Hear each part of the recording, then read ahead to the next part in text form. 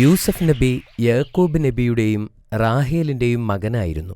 യൂസഫ് നബിക്ക് ബെന്യാമിൻ എന്നു പേരുള്ള ഒരു ഇളയ സഹോദരനുമുണ്ടായിരുന്നു. യാക്കൂബ് നബിക്ക് ആകെ 12 മക്കളാണ് ഉണ്ടായിരുന്നത്. എങ്കിലും യാക്കൂബ് നബിക്ക് കൂടുതൽ ഇഷ്ടം യൂസഫ് നബിയോടും ബെന്യാമിനോടുമായിരുന്നു. അതുകാരണം മറ്റു സഹോദരങ്ങൾക്ക് യൂസഫ് നബിയോടും ബെന്യാമിനോടും അസൂയയുണ്ടായിരുന്നു. ഒരിക്കൽ യൂസഫ് നബി ഒരു സ്വപ്നം കണ്ടു. ആ സ്വപ്നത്തിൽ സൂര്യനും ചന്ദ്രനും കുറെ നക്ഷത്രങ്ങളും ഉണ്ടായിരുന്നു. അവയെല്ലാം യൂസഫ് നബിയെ താഴ്ന്നു വണങ്ങുന്നതായും യൂസഫ് നബി സ്വപ്നത്തിൽ കണ്ടു. കുട്ടിയായ യൂസഫ് നബിക്ക് ഇത് കണ്ട് വളരെ അത്ഭുതം തോന്നി. എന്നാൽ ഈ സ്വപ്നത്തിൻ്റെ അർത്ഥം എന്താണെന്ന് യൂസഫ് നബിക്ക് മനസ്സിലായില്ല. അതിനാൽ യാക്കൂബ് നബിയുടെ അടുക്കൽ ചെന്ന് യൂസഫ് നബി കണ്ട സ്വപ്നം വിശദീകരിച്ചു. ഉപ്പാ, ഞാൻ സ്വപ്നത്തിൽ സൂര്യനെയും ചന്ദ്രനെയും നക്ഷത്രങ്ങളെയുമൊക്കെ കണ്ടു. അവർ എൻ്റെ മുന്നിൽ താഴ്ന്നു വണങ്ങുന്നതായും കണ്ടു. യാക്കൂബ് നബിക്ക് യൂസഫ് നബി കണ്ട സ്വപ്നത്തിൻ്റെ അർത്ഥം വളരെ പെട്ടെന്ന് തന്നെ മനസ്സിലാക്കാൻ സാധിച്ചു. യാക്കൂബ് നബി വളരെയധികം സന്തോഷവാനായി. അദ്ദേഹം യൂസഫ് നബിയോട് പറഞ്ഞു, അള്ളാഹു നിന്നെ അനുഗ്രഹിച്ചിരിക്കുന്നു യൂസഫ്. ഈ സ്വപ്നത്തിൻ്റെ അർത്ഥം അള്ളാഹു നിനക്ക് അറിവ് നൽകുകയും നിന്നെ ഒരു പ്രവാചകനാക്കി മാറ്റുകയും ചെയ്യും എന്നാണ്. യാക്കൂബ് നബി വളരെ അറിവുള്ള പ്രവാചകനായിരുന്നു. യൂസഫ് നബി കണ്ട സ്വപ്നം സഹോദരങ്ങൾ അറിഞ്ഞാൽ അത് അവരിൽ യൂസഫ് നബിയോടുള്ള ശത്രുത കൂട്ടാൻ ഇടയാക്കും എന്ന് അദ്ദേഹം മനസ്സിലാക്കി. അദ്ദേഹം യൂസഫ് നബിയോട് ഈ സ്വപ്നത്തെപ്പറ്റി നിന്റെ സഹോദരങ്ങൾ ആരും അറിയരുത് എന്നുപദേശിച്ചു.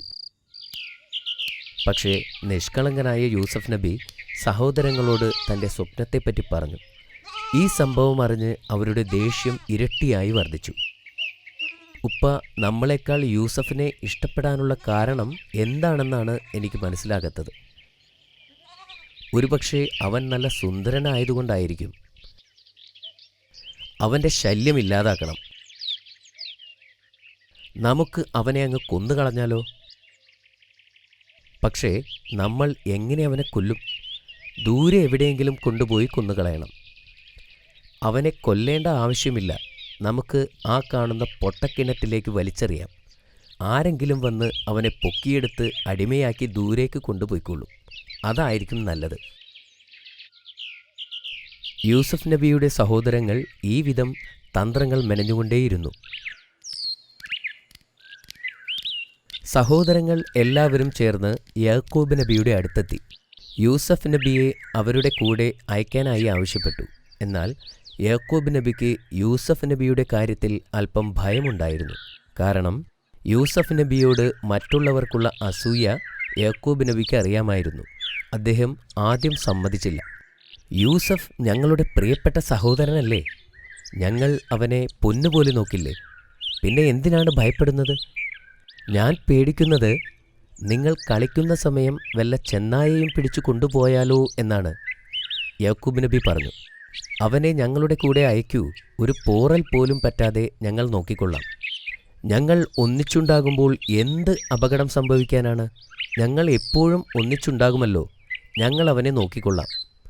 ഒരുപാട് നിർബന്ധിച്ചപ്പോൾ യാക്കൂബ് നബി യൂസഫ് നബിയെ പറഞ്ഞയക്കാൻ തയ്യാറായി.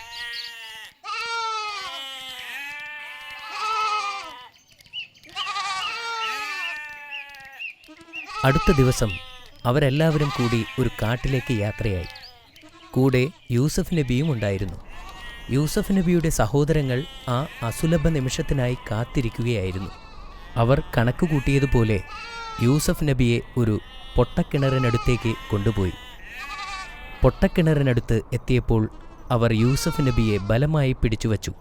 യൂസഫ് നബിക്ക് ഓടാനോ രക്ഷപ്പെടാനോ സാധിച്ചില്ല. അവർ യൂസഫ് നബിയുടെ വസ്ത്രമഴിച്ചു മാറ്റി ആ പൊട്ടക്കിണറ്റിലേക്ക് വലിച്ചെറിഞ്ഞു. കുട്ടിയായ യൂസഫ് നബി അവരോട് സഹായത്തിനായി കീണപേക്ഷിച്ചു. എന്നാൽ അവർ അതൊന്നും ചെവിക്കൊണ്ടില്ല. അങ്ങനെ യൂസഫ് നബി ആ ഇരുണ്ട പൊട്ടക്കിണറ്റിൽ ഒറ്റപ്പെട്ടു. അപ്പോൾ അള്ളാഹു യൂസഫ് നബിയോട് പറഞ്ഞു, പേടിക്കണ്ട, ഞാൻ നിന്റെ കൂടെയുണ്ട്. നിനക്കൊരു നല്ല കാലം വരും. അന്ന് നിന്റെ സഹോദരങ്ങൾ നിന്റെ മുൻപിൽ വന്നെത്തും. അന്ന് നീ അവർ നിന്നോട് ചെയ്തതെന്തെന്ന് അവരെ ഓർമ്മിപ്പിക്കുകയും ചെയ്യും.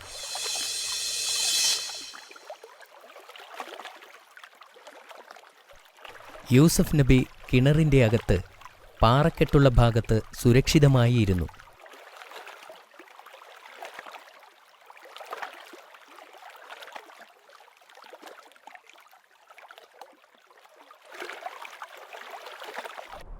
അതേസമയം യാക്കൂബ് നബിയോട് എന്തു പറയും എന്നുള്ള കാര്യം കൂടി ആലോചിക്കുകയായിരുന്നു സഹോദരങ്ങൾ.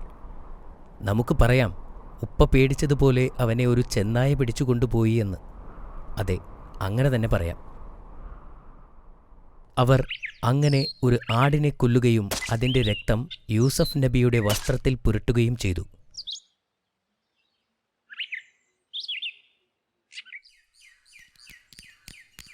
അവർ ഓടി യാക്കൂബ് നബിയുടെ അടുത്തെത്തി.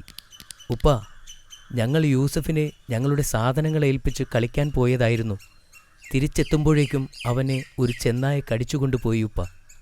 അവർ ആ രക്തം പുരണ്ട വസ്ത്രം യാക്കൂബ് നബിയെ കാണിച്ചു. പക്ഷേ യാക്കൂബ് നബിക്ക് അവർ പറയുന്നത് കള്ളമാണെന്ന് മനസ്സിലായി. ഒരു ചെന്നായ കടിച്ചു കീറിയ വസ്ത്രം കീറിപ്പറിഞ്ഞ അവസ്ഥയിലായിരിക്കും. എന്നാൽ യൂസഫ് നബിയുടെ വസ്ത്രത്തിൽ രക്തം മുക്കുക മാത്രമാണ് ഉണ്ടായിട്ടുള്ളത്. യാക്കൂബ് നബി പറഞ്ഞു, ഇതാണോ നിങ്ങൾ മെനഞ്ഞുണ്ടാക്കിയ കഥ? ഈ കഥ ഞാൻ വിശ്വസിക്കില്ല. എൻ്റെ മകൻ വരുന്നതുവരെ ഞാൻ കാത്തിരിക്കും. അന്ന് രാത്രി യാക്കൂബ് നബിക്ക് ഉറങ്ങാൻ സാധിച്ചില്ല. അതേപോലെ യൂസഫ് നബിക്കും വളരെ ഭയാനകമായ അനുഭവമാണ് ഉണ്ടായത്. പിതാവിനും മകനും ഒരുപോലെ അസ്വസ്ഥത അനുഭവിച്ച രാത്രിയായിരുന്നു അന്ന്. അടുത്ത ദിവസം ഈജിപ്തിലേക്ക് യാത്ര പോകുകയായിരുന്ന ഒരു കച്ചവട സംഘം ആ കിണറിനടുത്ത് എത്താനിടയായി. അവർ കൂട്ടത്തിൽ ഒരാളെ കിണറിനടുത്തേക്ക് വെള്ളമെടുക്കാൻ പറഞ്ഞയച്ചു. കിണറിലേക്ക് വീണ പാത്രം കണ്ടപ്പോൾ യൂസഫ് നബിക്ക് സന്തോഷമായി. അദ്ദേഹം ആ കയറിൽ മുറുകെ പിടിച്ചു. എന്നാൽ വെള്ളമെടുക്കാൻ വന്ന ആൾക്ക് അത് പൊക്കിയെടുക്കാൻ സാധിച്ചില്ല. എന്തോ നിധി തടഞ്ഞിട്ടുണ്ട് എന്ന് അത്ഭുതപ്പെട്ട് തൻ്റെ കൂടെയുള്ളവരെ എല്ലാം സഹായത്തിന് വിളിച്ചു.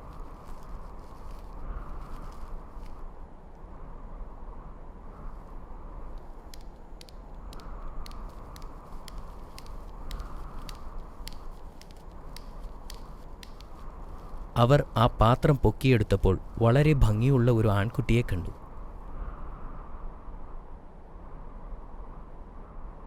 അവർ ഉടനെ ആലോചിച്ചു, ഈ സുമുഖനായ ബാലനെ ചന്തയിൽ കൊണ്ടുപോയി അടിമയാക്കി വിൽക്കാം. അങ്ങനെ അവർ യൂസഫ് നബിയെയും കൊണ്ട് ഈജിപ്തിലേക്ക് യാത്രയായി. കച്ചവടക്കാർ മാർക്കറ്റിൽ പോയി പ്രവാചകനെ ലേലത്തിന് വച്ചു. ഈ സുന്ദരനായ യുവാവിനെ ആര് വാങ്ങും?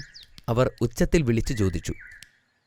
സുന്ദരനായ അസാധാരണ ബാലനെ കാണാൻ 100 കണക്കിന് ആളുകൾ തടിച്ചുകൂടി.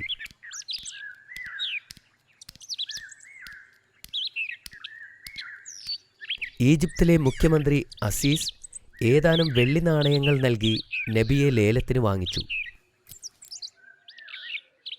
കൊട്ടാരത്തിലെത്തിയ ശേഷം നബിയുടെ ചങ്ങലകൾ നീക്കം ചെയ്യാൻ മുഖ്യമന്ത്രി ഭടന്മാരോട് ഉത്തരവിട്ടു. വിശ്വസ്തനായിരിക്കണമെന്നും ഒരിക്കലും നിന്നെ ദ്രോഹിക്കുകയില്ലെന്നും മുഖ്യമന്ത്രി നബിയോട് പറഞ്ഞു. അസീസ് തൻ്റെ ഭാര്യയോട് പറഞ്ഞു, ഇയാളെ ഇവിടെ താമസിപ്പിക്കുക. ഇയാളൊരു ബുദ്ധിയുള്ള യുവാവാണ്.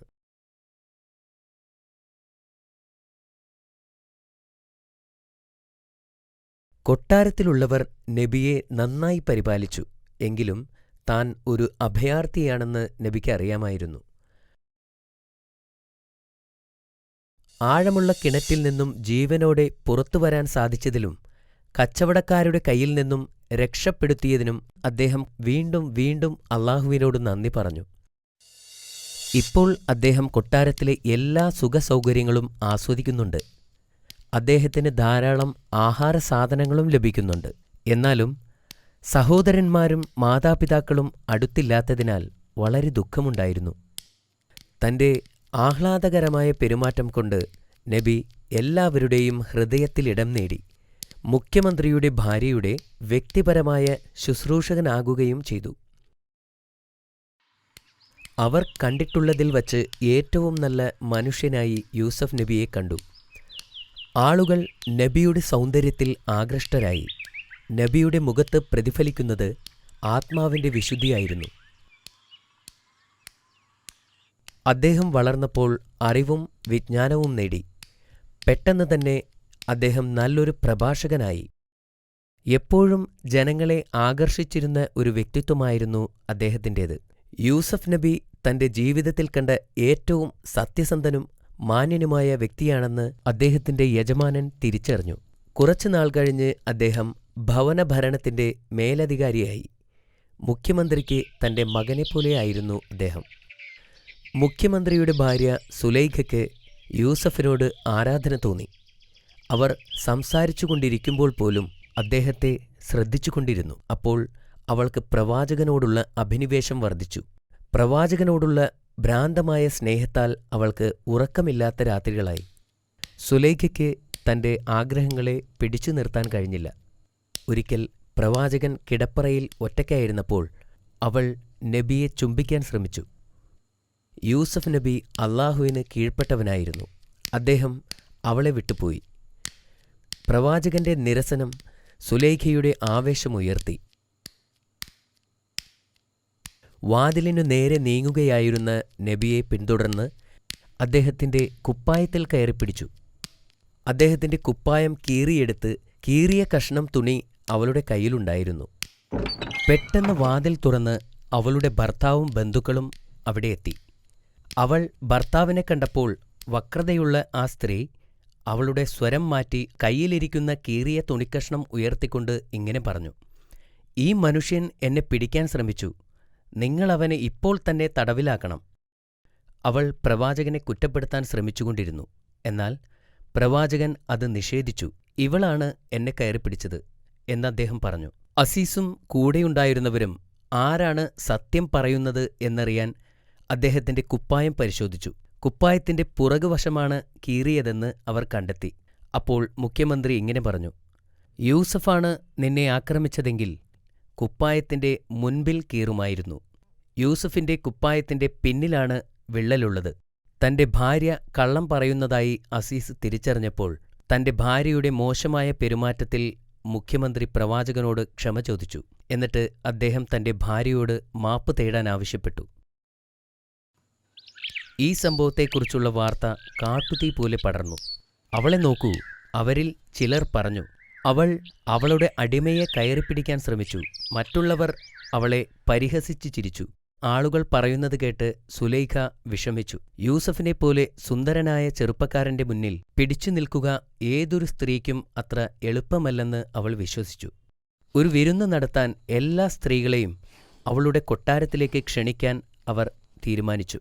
അവളുടെ നിസ്സഹായത തെളിയിക്കാൻ താൻ നേരിടുന്ന അതേ പ്രലോഭനത്തിൽ മറ്റു സ്ത്രീകളെ കീഴ്പ്പെടുത്താൻ അവൾ പദ്ധതികൾ ആസൂത്രണം ചെയ്തു. ഒരു വിരുന്ന് നടത്താൻ എല്ലാ സ്ത്രീകളെയും അവളുടെ കൊട്ടാരത്തിലേക്ക് ക്ഷണിച്ചു. വിരുന്ന് സ്ത്രീകൾക്കായി മാത്രമായിരുന്നു. ക്ഷണിക്കപ്പെട്ടവർ എല്ലാവരും വിരുന്നിനെത്തി. അവരിൽ അധിക പേരും യൂസഫ് നബിയെ കാണാൻ അവസരം കിട്ടും എന്ന് പ്രതീക്ഷിച്ചാണ് എത്തിയത്. "എന്റെ ദാസനോടുള്ള സ്നേഹത്താൽ ഞാൻ സംസാരിക്കുന്നു" എന്ന് പറഞ്ഞ് സുലൈഖ വിഷയത്തിലേക്ക് കടന്നു. സ്ത്രീകൾ അവരവർ ചെയ്യുന്ന കാര്യങ്ങൾ നിർത്തിവച്ച് സുലൈഖയുടെ വാക്കുകൾ ശ്രദ്ധിച്ചു. "അവൻ ഒരു സുന്ദരനാണെന്ന് ഞാൻ സമ്മതിക്കുന്നു. ഞാൻ അവനെ സ്നേഹിക്കുന്നുവെന്നതും ഞാൻ നിഷേധിക്കുന്നില്ല." ഈ ഏറ്റുപറച്ചിൽ കേൾക്കാൻ എല്ലാവരും വിരുന്നുശാലയിൽ മുഴുകിയിരുന്നു. അതിനിടയിൽ സുലൈഖ അതിഥികൾക്കായി പഴങ്ങൾ വിതരണം ചെയ്യാൻ പരിചാരകരോട് ആവശ്യപ്പെട്ടു. അത്താഴത്തിനു ശേഷം അതിഥികൾ അവരുടെ പഴങ്ങൾ മുറിച്ചു തുടങ്ങി. ഈ സമയത്താണ് സുലൈഖ യൂസഫ് നബിയെ വിളിക്കുന്നത്. തൻ്റെ കണ്ണുകൾ താഴ്ത്തിക്കൊണ്ട് അദ്ദേഹം ഹാളിൽ പ്രവേശിച്ചു. സുലൈഖ പേര് വിളിച്ചപ്പോൾ അദ്ദേഹം തല ഉയർത്തി. യൂസഫ് നബിയുടെ മുഖം കണ്ടപ്പോൾ അതിഥികൾ വിസ്മയഭരിതരായിരുന്നു. നബിയുടെ മുഖം സൗന്ദര്യം കൊണ്ട് തിളങ്ങുന്നതായിരുന്നു. അത് നിഷ്കളങ്കതയെ പ്രതിഫലിപ്പിച്ചു. പഴങ്ങൾ മുറിക്കുകയായിരുന്ന അവർ ആശ്ചര്യപ്പെട്ടു. അവരുടെ കണ്ണുകൾ പ്രവാചകന്റെ മുഖത്തായിരുന്നു. പ്രവാചകനെ തന്നെ ശ്രദ്ധിച്ചിരുന്ന അവർ സ്വന്തം കൈകൾ മുറിക്കാൻ തുടങ്ങി. അവരുടെ കൈകളിൽ നിന്നും രക്തം ഒഴുകുന്ന കാര്യം ആരും ശ്രദ്ധിച്ചിരുന്നില്ല. അതിനുശേഷം സുലൈഖ എഴുന്നേറ്റ് നിന്ന് പറഞ്ഞു, നിങ്ങൾ നിങ്ങളുടെ കൈകളിലേക്ക് നോക്കുക. സ്ത്രീകൾ അവരുടെ കൈകളിൽ നോക്കി. അപ്പോഴാണ് കൈകളിൽ നിന്നും രക്തം ഒഴുകുന്നത് കണ്ടത്. അവർ ആ മുറിവുകൾ തങ്ങളുടെ തൂവാലകൾ കൊണ്ട് ചുറ്റിക്കെട്ടി. ഞാൻ അദ്ദേഹത്തെ കുറ്റപ്പെടുത്തുന്നില്ല, സുലൈഖ പറഞ്ഞു തുടങ്ങി. അദ്ദേഹത്തെ വശീകരിക്കാൻ ഞാൻ ശ്രമിച്ചതാണെന്ന് നിരസിക്കുന്നുമില്ല. നിങ്ങളും അവനെ കണ്ട് മതിമറന്നു. നിങ്ങളുടെ കൈകൾക്ക് സംഭവിച്ച കാര്യങ്ങൾ നോക്കുക. അദ്ദേഹം വീണ്ടും എന്റെ കൽപ്പന അനുസരിക്കാതിരുന്നാൽ ഞാൻ അദ്ദേഹത്തെ തടവിലാക്കും എന്നും അവൾ പറഞ്ഞു. പ്രവാചകൻ കുറ്റബോധമില്ലാതെ ശാന്തമായി മറുപടി പറഞ്ഞു, ജയിലിൽ പോകാൻ ഞാൻ ആഗ്രഹിക്കുന്നു. പ്രവാചകൻ കണ്ണുകൾ താഴ്ത്തിക്കൊണ്ട് മുറി വിട്ടുപോയി. ആ രാത്രിയിൽ സുലൈഖ തന്റെ ഭർത്താവിനെ ബോധ്യപ്പെടുത്തി. അവളുടെ മുഖം രക്ഷിക്കാനുള്ള ഒരേയൊരു വഴി പ്രവാചകനെ തടവിലാക്കുക എന്നതായിരുന്നു. മുഖ്യമന്ത്രി ഒരു മകനെപ്പോലെ പ്രവാചകനെ സ്നേഹിച്ചിരുന്നു. യൂസഫ് നിരപരാധിയാണെന്ന കാര്യം അദ്ദേഹത്തിന് അറിയാമായിരുന്നു. യൂസഫിനെപ്പോലെ വിശ്വസ്തനായ മറ്റൊരു മനുഷ്യനെ ഇതുവരെ കണ്ടുമുട്ടിയിട്ടുമില്ലായിരുന്നു. അസീസ് യൂസഫിനെ അറസ്റ്റ് ചെയ്യാനും ജയിലിലടയ്ക്കാനും ഉത്തരവിട്ടു. നിരപരാധിയായ ഒരു മനുഷ്യനെ ജയിലിലടയ്ക്കാൻ അദ്ദേഹത്തിന് അത്ര എളുപ്പമല്ലായിരുന്നു. എന്നിരുന്നാലും അയാൾക്ക് മറ്റൊരു മാർഗവുമില്ലായിരുന്നു. അപ്പോഴാണ് അദ്ദേഹത്തിന് മൂന്നാമത്തെ പരീക്ഷണം നേരിടേണ്ടി വന്നത്. പ്രവാചകൻ തന്റെ മൂന്നാമത്തെ പരീക്ഷണം നേരിടേണ്ടിയിരുന്നത് തടവറയിലായിരുന്നു. ഈ കാലഘട്ടത്തിലാണ് അല്ലാഹു അദ്ദേഹത്തിന് അസാധാരണമായ ഒരു സമ്മാനം നൽകിയത്. സ്വപ്നത്തെ വ്യാഖ്യാനിക്കാനുള്ള കഴിവായിരുന്നു അത്. നല്ല അറിവും കരുണാസമ്പന്നനുമായ ഒരു യുവാവാണ് യൂസഫ് എന്ന് ജയിലിലെ ആളുകൾക്ക് അറിയാമായിരുന്നു. അവർ അദ്ദേഹത്തെ സ്നേഹിക്കുകയും ബഹുമാനിക്കുകയും ചെയ്തു. അതേസമയം മറ്റു രണ്ടുപേർ ജയിലിലെത്തിച്ചേർന്നു. ഒരുവൻ രാജാവിന്റെ പാനപാത്രവാഹകനും മറ്റൊരാൾ അദ്ദേഹത്തിന്റെ പാചകക്കാരനുമായിരുന്നു. ആ രാത്രിയിൽ പുതുതായി വന്ന ആ രണ്ടു തടവുകാർ വിചിത്രമായ ഒരു സ്വപ്നം കണ്ടു. അവർ ഉണർന്നപ്പോൾ സ്വപ്നത്തിന്റെ അർത്ഥം മനസ്സിലാക്കാൻ കഴിയാതെ അവർ ആശയക്കുഴപ്പത്തിലായി. അടുത്ത ദിവസം അവർ പ്രവാചകനെ കണ്ടപ്പോൾ യൂസഫ് ഒരു സാധാരണ കുറ്റവാളിയല്ലെന്ന് അവർ തിരിച്ചറിഞ്ഞു. അവർ അദ്ദേഹത്തിന്റെ അടുത്തു ചെന്ന് അവരുടെ സ്വപ്നത്തെപ്പറ്റി പറഞ്ഞു. ഞാൻ വളരെ വിചിത്രമായ ഒരു സ്വപ്നം കണ്ടു. രാജാവിന്റെ പാചകക്കാരൻ പറഞ്ഞു, ഞാൻ എന്റെ തലയിൽ അപ്പവുമായി ഒരു സ്ഥലത്ത് നിൽക്കുകയായിരുന്നു. രണ്ടു പക്ഷികൾ എന്റെ തലയിലിരുന്ന് അപ്പം തിന്നുന്നുണ്ടായിരുന്നു. ഇത് കേട്ടപ്പോൾ പ്രവാചകൻ ആദ്യം അല്ലാഹുവിനെ വിളിച്ചു. അനന്തരം നബി സ്വപ്നത്തിന്റെ അർത്ഥം പറഞ്ഞു. പാചകക്കാരൻ മരിക്കുന്നതുവരെ അവൻ ക്രൂശിക്കപ്പെടുമെന്നായിരുന്നു സ്വപ്നം. പ്രവാചകൻ പാനപാത്രവാഹകനോട് തന്റെ സ്വപ്നത്തെപ്പറ്റി പറയാൻ ആവശ്യപ്പെട്ടു. ഞാൻ രാജാവിന് വീഞ്ഞു നൽകിക്കൊണ്ട് കൊട്ടാരത്തിൽ നിൽക്കുന്നതാണ് കണ്ടത്. പാനപാത്രവാഹകൻ പറഞ്ഞു. പ്രവാചകൻ കുറച്ചു സമയത്തേക്ക് പ്രാർത്ഥിച്ചു. എന്നിട്ട് അദ്ദേഹം ഉടനെ സ്വതന്ത്രനാക്കപ്പെടുമെന്നും രാജാവിന്റെ സേവകനായി തിരിച്ചു പോകുമെന്നും പറഞ്ഞു. തന്നെക്കുറിച്ച് രാജാവിനോട് സംസാരിക്കണമെന്നും യൂസഫ് എന്നു പേരുള്ള നിരപരാധിയായ ഒരു ആത്മാവ് തടവറയിലുണ്ടെന്ന കാര്യം രാജാവിനോട് പറയണമെന്നും പ്രവാചകൻ പാനപാത്രവാഹകനോട് ആവശ്യപ്പെട്ടു. പ്രവാചകൻ മുൻകൂട്ടി പ്രവചിച്ചതുപോലെ സംഭവിച്ചു. പാചകക്കാരൻ കുരിശിലേറ്റപ്പെടുകയും പാനപാത്രവാഹകൻ കൊട്ടാരത്തിലേക്ക് മടങ്ങുകയും ചെയ്തു. എന്നാൽ അയാൾ ജോലിയിൽ തിരിച്ചെത്തിയ ഉടൻ ശൈത്താൻ അയാൾക്ക് പ്രവാചകനെക്കുറിച്ച് മറവി നൽകി. അതിനാൽ യൂസഫ് നബിക്ക് കുറച്ചു വർഷക്കാലം കൂടി ജയിലിൽ കഴിയേണ്ടി വന്നു. കുറച്ചു വർഷങ്ങൾക്കു ശേഷം ഒരു രാത്രി രാജാവ് തന്റെ കൊട്ടാരത്തിൽ ഉറങ്ങുകയായിരുന്നു. ഉറക്കത്തിൽ രാജാവ് വിചിത്രമായ ഒരു സ്വപ്നം കണ്ടു. സ്വപ്നത്തിൽ രാജാവ് നൈൽ നദീതീരത്ത് നിൽക്കുകയായിരുന്നു. പെട്ടെന്ന് തന്നെ നദിയിലെ വെള്ളം കുറഞ്ഞു വരുന്നതായി കണ്ടു. അടിയിലെ ചെളി തെളിഞ്ഞു കാണാം. വെള്ളമില്ലാതെ മീനുകൾ രക്ഷപ്പെടാൻ വേണ്ടി ചാടുന്നു. തുടർന്ന് വെള്ളത്തിൽ നിന്നും 7 തടിച്ചു കൊഴുത്ത പശുക്കൾ ഉയർന്നു വരികയും അവയെ മെലിഞ്ഞുണങ്ങിയ 7 പശുക്കൾ പിന്തുടരുന്നതും അദ്ദേഹം കണ്ടു. മെലിഞ്ഞ പശുക്കൾ കൊഴുത്ത പശുക്കളെ വിഴുങ്ങാൻ തുടങ്ങി. രാജാവ് ഇത് കണ്ട് ഭയന്നു. അതിനുശേഷം നദീതീരത്ത് 7 പച്ചിലച്ചെടികൾ വളരുകയും പെട്ടെന്ന് അവ അപ്രത്യക്ഷമാവുകയും ചെയ്തു. പിന്നീട് അതിൻ്റെ സ്ഥാനത്ത് 7 ഉണങ്ങിയ ചെടികൾ വളർന്നു.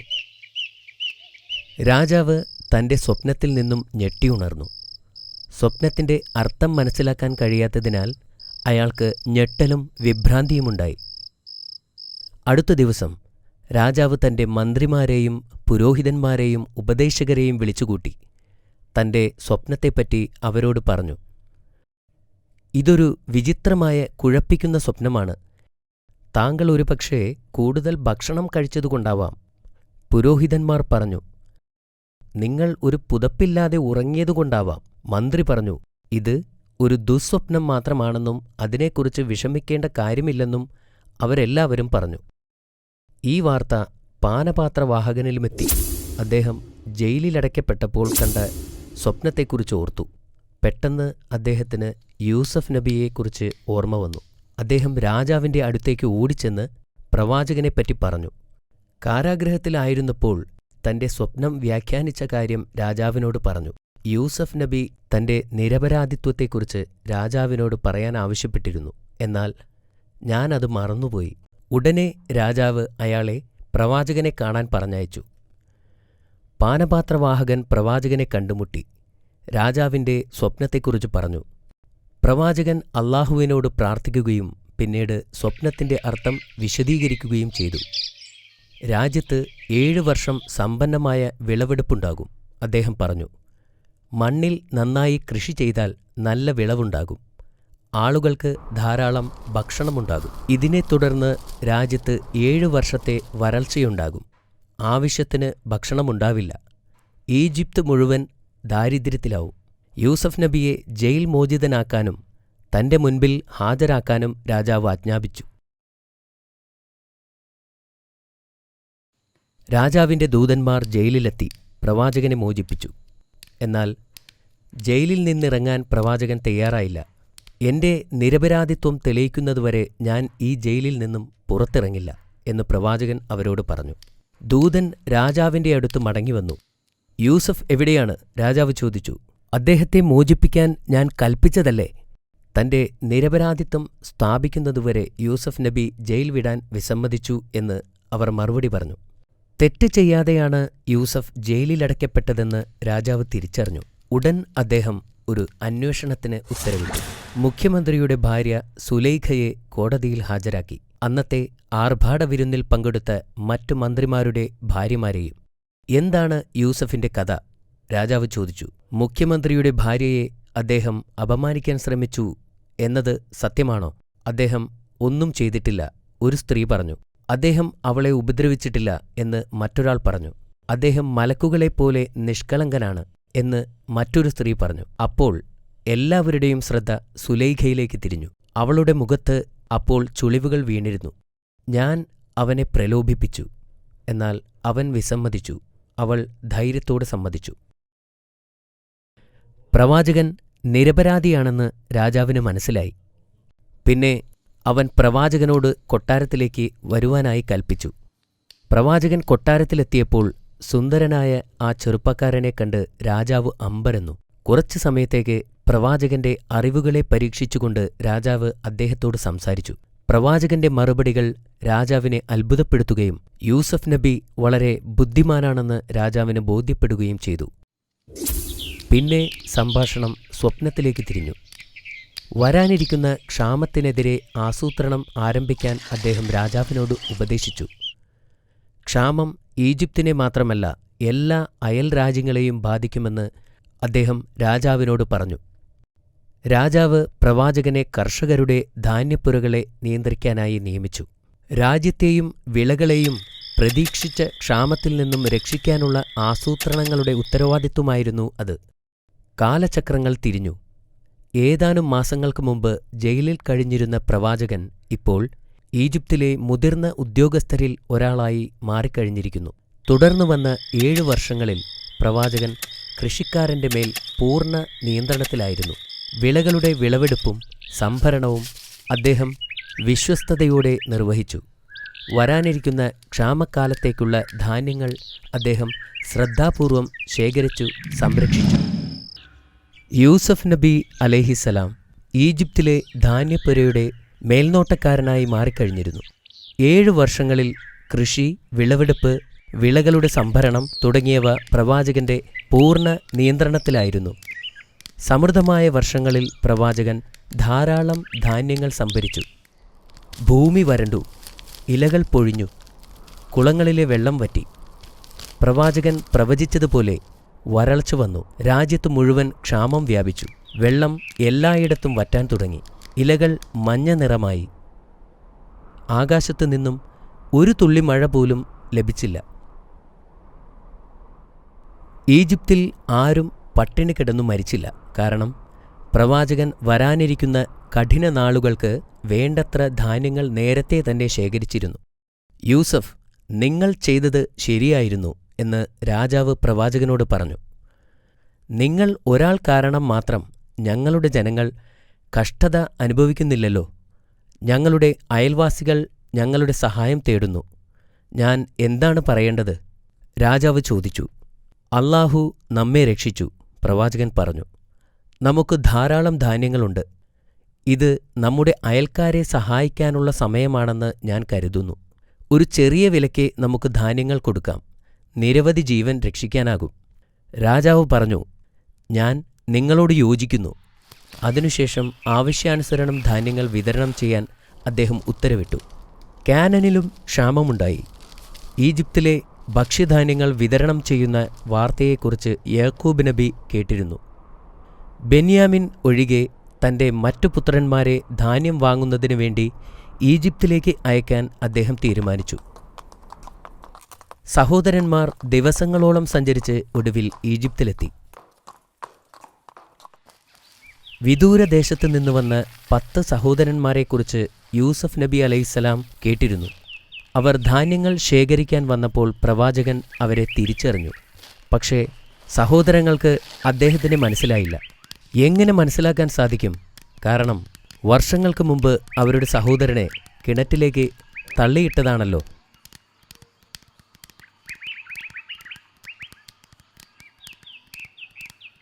പ്രവാചകൻ അവരെ കണ്ടുമുട്ടി.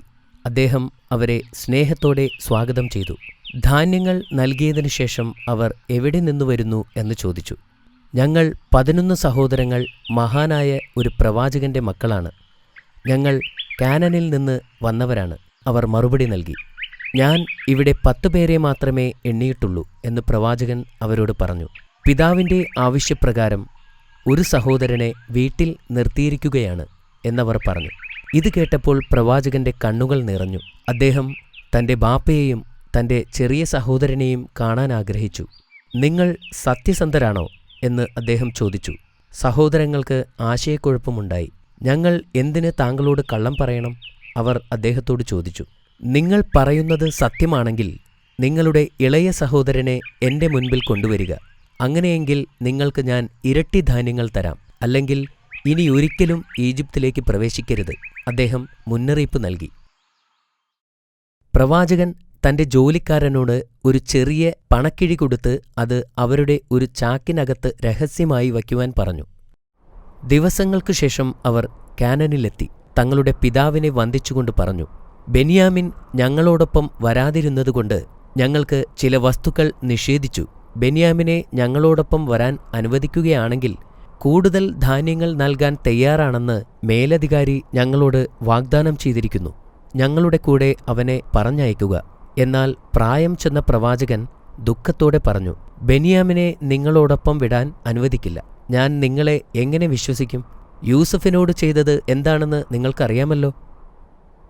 പിന്നീട് ധാന്യം നിറച്ച ചാക്കുകൾ തുറന്നപ്പോൾ പണക്കിഴി കണ്ട് അവർ അത്ഭുതപ്പെട്ടു. പിതാവേ, ആ മഹാനായ ഉദ്യോഗസ്ഥൻ നമ്മുടെ പണം മടക്കി നൽകിയിരിക്കുന്നു. നമ്മുടെ സഹോദരനെ അവർ ദ്രോഹിക്കില്ല എന്നതിൻ്റെ തെളിവാണിത്.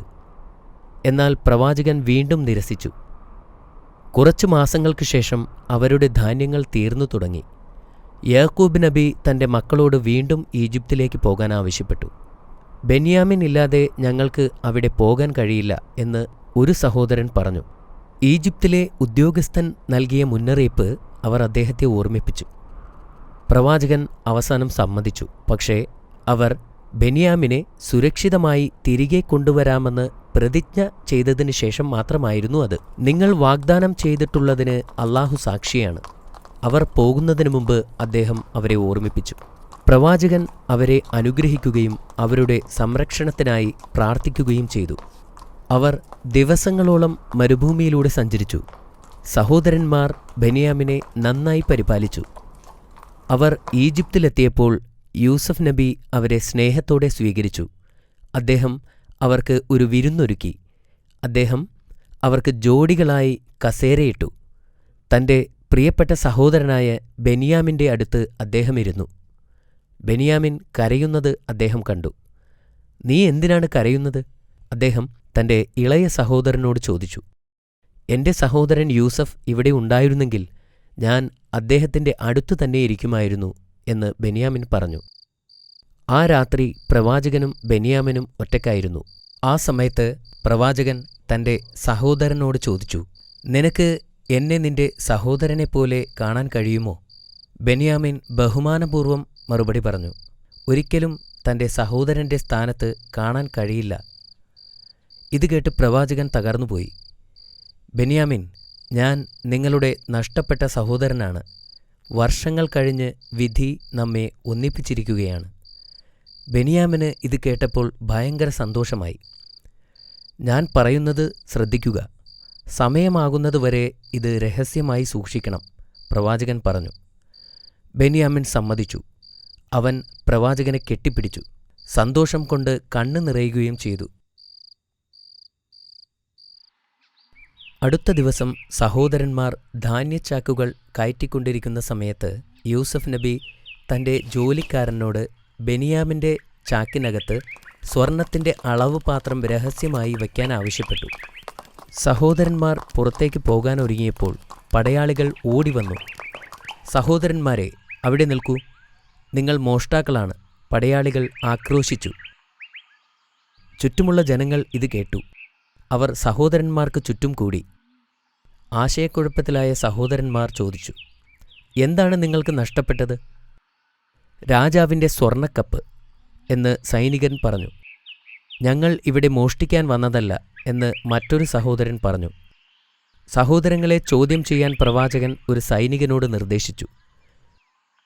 മോഷണത്തിന് എന്ത് ശിക്ഷയാണ് നിങ്ങൾ നൽകുന്നത്? ഞങ്ങളുടെ നിയമമനുസരിച്ച് മോഷ്ടിച്ച ആൾ വസ്തുവകകളുടെ ഉടമയ്ക്ക് അടിമയായി തീരും, ഒരു സഹോദരൻ പറഞ്ഞു. ഈജിപ്തിലെ നിയമത്തിനു പകരം ഞങ്ങൾ നിങ്ങളുടെ നിയമം നടപ്പാക്കാൻ പോകുന്നു, ഒരു സൈനികൻ പറഞ്ഞു. അവർ അവരുടെ ചാക്കുകൾ ഓരോന്നായി തിരയാൻ തുടങ്ങി. ബെന്യാമിൻ്റെ ചാക്കെത്തിയപ്പോൾ അവർ അതിൽ നിന്നും സ്വർണക്കപ്പ് പുറത്തെടുത്തു. സഹോദരങ്ങൾ ഞെട്ടി. അവർ പിതാവിനെക്കുറിച്ചും പിതാവിന് നൽകിയ പ്രതിജ്ഞയെക്കുറിച്ചും ഓർത്തു. അവർ ദയയ്ക്കുവേണ്ടി പ്രവാചകനോട് യാചിക്കാൻ തുടങ്ങി. അവന് പകരം ഞങ്ങളിൽ ഒരാളിനെ കൊണ്ടുപോവുക, അവർ അപേക്ഷിച്ചു. പ്രവാചകൻ ശാന്തമായി മറുപടി പറഞ്ഞു, രാജകീയ പാത്രം മോഷ്ടിച്ചതറിഞ്ഞിട്ട് എനിക്കെങ്ങനെ അവനെ വെറുതെ വിടാൻ കഴിയും? അത് പാപമാണ്. സഹോദരന്മാരിൽ മൂത്തവനായ ജൂദ ദുഃഖത്തോടുകൂടി പറഞ്ഞു, ബെന്യാമിനെ തിരികെ കൊണ്ടുവരുമെന്ന് പിതാവിന് ഞങ്ങൾ വാഗ്ദാനം ചെയ്തിട്ടുണ്ട്. എന്റെ പിതാവ് എന്നെ അനുവദിക്കുന്നതുവരെ, അല്ലെങ്കിൽ ബെന്യാമിനെ സ്വതന്ത്രനാക്കുന്നതുവരെ ഞാൻ ഇവിടം വിട്ടു പോവുകയില്ല. ജൂദയെ അവിടെ ഉപേക്ഷിച്ച് സഹോദരങ്ങൾ യാത്രയായി. അയാൾ അവിടെ ബെന്യാമിന്റെ വിധിക്കു വേണ്ടി കാത്തിരുന്നു. ജൂദയുടെ പെരുമാറ്റം വീക്ഷിക്കാൻ പ്രവാചകൻ രഹസ്യമായി ഏർപ്പാട് ചെയ്തു. പ്രവാചകൻ സഹോദരന്മാരുടെ ആത്മാർത്ഥത പരിശോധിക്കുകയായിരുന്നു. അവരുടെ സഹോദരനു വേണ്ടി അവർ മടങ്ങിവരണമെന്ന് അദ്ദേഹം ആഗ്രഹിച്ചിരുന്നു. കുറേ ദിവസം യാത്ര ചെയ്ത ശേഷം സഹോദരന്മാർ അവരുടെ വീട്ടിലെത്തി. പിതാവേ, അങ്ങയുടെ മകൻ മോഷ്ടിച്ചു, ഒരു സഹോദരൻ പറഞ്ഞു. വൃദ്ധനായ ആ പ്രവാചകൻ ആശയക്കുഴപ്പത്തിലായി. അവർ എന്താണ് അർത്ഥമാക്കിയതെന്ന് അദ്ദേഹത്തിന് മനസ്സിലായില്ല. സംഭവിച്ചതെന്തെന്ന് വിശദീകരിക്കാൻ അദ്ദേഹം അവരോട് പറഞ്ഞു. കൊട്ടാരത്തിൽ ഒരു വിരുന്ന് നൽകപ്പെട്ടതും ധാന്യങ്ങൾ കിട്ടിയതും ബെന്യാമിൻ്റെ ചാക്കിൽ നിന്നും രാജാവിൻ്റെ സ്വർണക്കപ്പ് കണ്ടെത്തിയതുമെല്ലാം സഹോദരന്മാർ അദ്ദേഹത്തോട് വിവരിച്ചു കൊടുത്തു. പ്രവാചകൻ അവരുടെ കഥ കേട്ടപ്പോൾ അതിൽ ദൈവത്തിന്റെ കൈ ഉണ്ടെന്നും അല്ലാഹു നബിയെ പരീക്ഷിക്കുന്നതാണെന്ന് അദ്ദേഹത്തിന് അറിയാമായിരുന്നു. അല്ലെങ്കിൽ അദ്ദേഹത്തിന്റെ പുത്രന്മാരിൽ 2 പേരെക്കുറിച്ചോർത്ത് അദ്ദേഹത്തിന് കഷ്ടപ്പെടേണ്ടി വരില്ലായിരുന്നു. ഒരുപക്ഷെ അല്ലാഹു 2 പേരെയും എനിക്ക് തിരികെ തരുമായിരിക്കും. തീർച്ചയായും അല്ലാഹു സർവശക്തനും യുക്തിമാനുമാകുന്നു. പ്രാർത്ഥനയിൽ ആശ്വാസം കണ്ടെത്തിയ അദ്ദേഹം വിശ്വാസവും സഹിഷ്ണുതയും ബലപ്പെടുത്തി. പ്രവാചകൻ തന്റെ മകൻ യൂസഫിന്റെ നഷ്ടം മൂലം വർഷങ്ങളോളം കരഞ്ഞു. ഇപ്പോൾ അദ്ദേഹം ബെന്യാമിനു വേണ്ടിയും കരയുന്നു. അനേക വർഷങ്ങൾ വിലപിച്ച ശേഷം പ്രവാചകന് ഇപ്പോൾ കാഴ്ച നഷ്ടപ്പെട്ടു. പിതാവേ, എന്തിനാണ് താങ്കൾ എപ്പോഴും ഇങ്ങനെ വിഷമിക്കുന്നത്? പുത്രന്മാർ അദ്ദേഹത്തോട് ചോദിച്ചു. എന്റെ ദുഃഖവും വിഷമവും ഞാൻ അല്ലാഹുവിനോട് വിശദീകരിക്കുന്നു. നിങ്ങൾക്ക് അറിയാത്തത് ഞാൻ അല്ലാഹുവിങ്കൽ നിന്ന് അറിയുന്നുണ്ട്, പ്രവാചകൻ പറഞ്ഞു. അദ്ദേഹം വീണ്ടും തന്റെ പുത്രന്മാരോട് ഈജിപ്തിലേക്ക് പോകാൻ ആവശ്യപ്പെട്ടു. അദ്ദേഹത്തിന് പ്രതീക്ഷ നഷ്ടപ്പെട്ടിട്ടില്ലായിരുന്നു.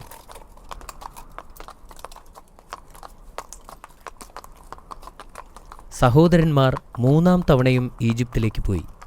അവർ ഈജിപ്തിലെത്തി ജൂദയെയും കൂട്ടി യൂസഫ് നബിയുടെ അടുത്തേക്ക് പോയി. സ്വന്തം സഹോദരന്മാരുടെ ദുഃഖങ്ങൾ അധികനേരം കേട്ടുനിൽക്കാൻ അദ്ദേഹത്തിന് കഴിഞ്ഞില്ല. അദ്ദേഹം ചിന്തിച്ചു, എത്രനാൾ എനിക്ക് ആ സത്യം മറച്ചുപിടിക്കാനാവും? എന്റെ പിതാവിനെ കാണാതെ എത്രനാൾ എനിക്ക് കഴിയാനാവും? അദ്ദേഹം അവരോട് ചോദിച്ചു, നിങ്ങളുടെ അറിവില്ലായ്മ കൊണ്ട് യൂസഫിനോടും അവന്റെ സഹോദരനോടും നിങ്ങൾ ചെയ്തതെന്താണെന്ന് നിങ്ങൾക്കറിയുമോ? തങ്ങൾക്കും യൂസഫ് നബിക്കും മാത്രം അറിയാവുന്ന രഹസ്യമാണതെന്ന് സഹോദരന്മാർക്ക് അറിയാമായിരുന്നു. അവർ ചോദിച്ചു, താങ്കൾ ഞങ്ങളുടെ സഹോദരൻ യൂസഫാണോ? അതെ, ഞാൻ യൂസഫാകുന്നു. അദ്ദേഹം പറഞ്ഞു, ബെന്യാമിൻ എന്റെ സഹോദരനാണ്. അല്ലാഹു ഞങ്ങളോട് ഔദാര്യം കാണിച്ചിരിക്കുന്നു. ആര് അല്ലാഹുവിനോട് ഭക്തിയുള്ളവരും ക്ഷമയുള്ളവരുമാകുന്നുവോ അല്ലാഹു അവർക്ക് പ്രതിഫലം നൽകുക തന്നെ ചെയ്യും. സഹോദരന്മാർ ഭയന്ന് വിറച്ചു. എന്നാൽ യൂസഫ് നബി അവരെ ആശ്വസിപ്പിച്ചു. അവർ പറഞ്ഞു, ഞങ്ങൾ പാപം ചെയ്തവരാണ്. അല്ലാഹു നിങ്ങൾക്ക് പുറത്തു തരട്ടെ. പ്രവാചകൻ പറഞ്ഞു, അവൻ പരമകാരുണികനും കരുണാനിധിയുമാകുന്നു. പല ഉത്തരവാദിത്വങ്ങളും തനിക്കുണ്ടായിരുന്നതിനാൽ അദ്ദേഹത്തിന് ഈജിപ്റ്റ് വിട്ട് പോകുവാൻ സാധ്യമല്ലായിരുന്നു.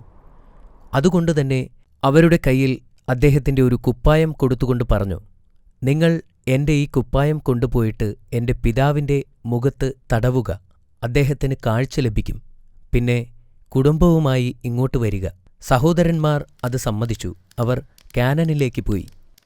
യാത്രാസംഘം കാനാനിലെത്തിയപ്പോൾ തന്നെ യാക്കോബ് നബിക്ക് തന്റെ മകൻ യൂസഫ് നബിയുടെ സുഗന്ധം വായുവിലൂടെ ലഭിച്ചു. അദ്ദേഹം പെട്ടെന്ന് എഴുന്നേറ്റ് തന്റെ പുത്രന്മാരുടെ ഭാര്യമാരുടെ അടുത്തേക്ക് പോയി. യാക്കോബ് നബി തന്റെ മുറിയിൽ നിന്നും പുറത്തിറങ്ങിയിരിക്കുന്നു. മൂത്ത മകന്റെ ഭാര്യ പറഞ്ഞു, ഇന്ന് നിങ്ങൾക്ക് എന്തുപറ്റി? മറ്റേയാൾ ചോദിച്ചു, എനിക്ക് യൂസഫിന്റെ സുഗന്ധം വായുവിലൂടെ ലഭിച്ചു. പ്രവാചകൻ മറുപടി പറഞ്ഞു. അവർക്ക് യാതൊരു പ്രത്യാശയുമില്ലെന്ന് പറഞ്ഞ് അദ്ദേഹത്തെ തനിച്ചുവിട്ടു. ആ രാത്രിയിൽ നോമ്പ് തുറക്കുവാനായി അദ്ദേഹം ഒരു ഗ്ലാസ് പാൽ ആവശ്യപ്പെട്ടു. പുത്രന്മാർ സമീപത്തെത്താറായപ്പോൾ പ്രവാചകൻ അല്ലാഹുവിനോട് പ്രാർത്ഥിക്കുകയായിരുന്നു. അവർ വീടിനടുത്തെത്തിയപ്പോൾ പ്രവാചകൻ പുറത്തേക്ക് വന്നു. അവരോട് ചോദിച്ചു, ഞാൻ യൂസഫിന്റെ സുഗന്ധം വായുവിലറിയുന്നു. ഇത് സത്യമാണോ അതോ തോന്നലാണോ? അങ്ങ് തീർച്ചയായും തെറ്റിദ്ധരിക്കപ്പെട്ടിരിക്കുന്നു എന്ന് ഭാര്യമാരിൽ ഒരാൾ പറഞ്ഞു. പക്ഷെ പ്രവാചകൻ പറഞ്ഞത് സത്യമായിരുന്നു. അനന്തരം ആ സന്തോഷവാർത്തയുമായി അവരെത്തി. അവർ ആ കുപ്പായം അദ്ദേഹത്തിന്റെ മുഖത്ത് വച്ചു കൊടുത്തു. അത്ഭുതം! കുപ്പായം മുഖത്ത് വച്ച ഉടനെ തന്നെ യാക്കോബ് നബിക്ക് കാഴ്ച തിരിച്ചു കിട്ടി. സഹോദരന്മാർ അവരുടെ തെറ്റുകൾ തിരിച്ചറിഞ്ഞു. ഞങ്ങൾ പാപങ്ങൾ ചെയ്തുപോയി. ഞങ്ങളുടെ പ്രവൃത്തിയിൽ ഞങ്ങൾ ക്ഷമ ചോദിക്കുന്നു. അവർ പ്രവാചകനോട് പറഞ്ഞു, ഞാൻ നിങ്ങൾക്കു വേണ്ടി അല്ലാഹുവിനോട് മാപ്പപേക്ഷിക്കാം. അവൻ ഏറെ പൊറുക്കുന്നവനും പരമകാരുണ്യവാനുമാണ്. തുടർന്ന് പ്രവാചകൻ തന്റെ മകനെ കാണാനായി ഈജിപ്തിലേക്ക് പോയി. യൂസഫ് നബി അദ്ദേഹത്തെ സന്തോഷത്തോടെ സ്വീകരിച്ചു.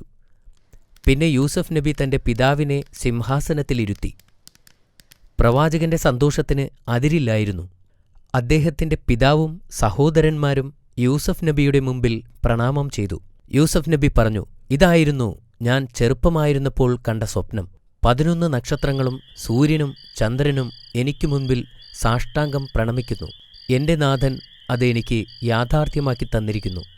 പിന്നീട് പ്രവാചകൻ തന്റെ കുടുംബത്തെ ഈജിപ്തിൽ താമസിപ്പിക്കുന്നതിനു വേണ്ടി രാജാവിനെ കണ്ട് അനുവാദം ചോദിച്ചു.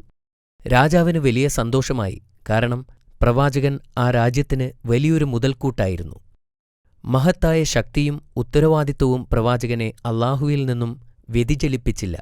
അദ്ദേഹം എല്ലായ്പ്പോഴും അല്ലാഹുവിനെ ഓർക്കുകയും ആരാധിക്കുകയും ചെയ്തു. അദ്ദേഹം ഒരു രാജാവിനെപ്പോലെ ജീവിക്കാൻ ആഗ്രഹിച്ചിരുന്നില്ല. അദ്ദേഹം അല്ലാഹുവിന്റെ അടിമയായി നീതിമാന്മാർക്കിടയിൽ ജീവിക്കാനാണ് ആഗ്രഹിച്ചിരുന്നത്. യൂസഫ് നബി തന്റെ മരണസമയത്ത് തന്റെ പൂർവികന്മാർക്കൊപ്പം അടക്കം ചെയ്യാനായി തന്റെ സഹോദരന്മാരോട് ആവശ്യപ്പെട്ടു. അങ്ങനെ അദ്ദേഹം വഫാത്തായപ്പോൾ ഈജിപ്തിൽ നിന്ന് എടുക്കപ്പെടുന്നതിന് അനുയോജ്യമായ സമയം വരെ അദ്ദേഹത്തിന്റെ ശരീരം സൂക്ഷിച്ചുവച്ചു. അദ്ദേഹം 140 വയസ്സിൽ വഫാത്തായെന്ന് പറയപ്പെടുന്നു.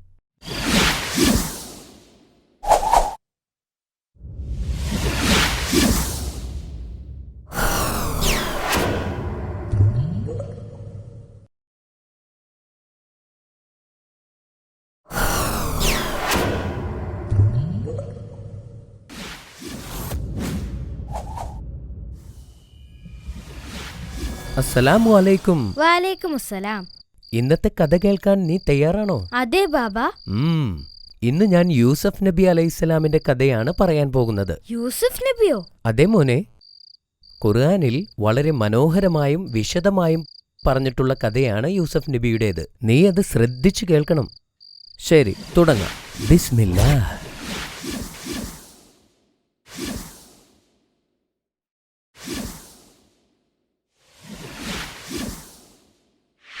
യൂസഫ് നബി യാക്കൂബ് നബിയുടെയും റാഹേലിന്റെയും മകനായിരുന്നു.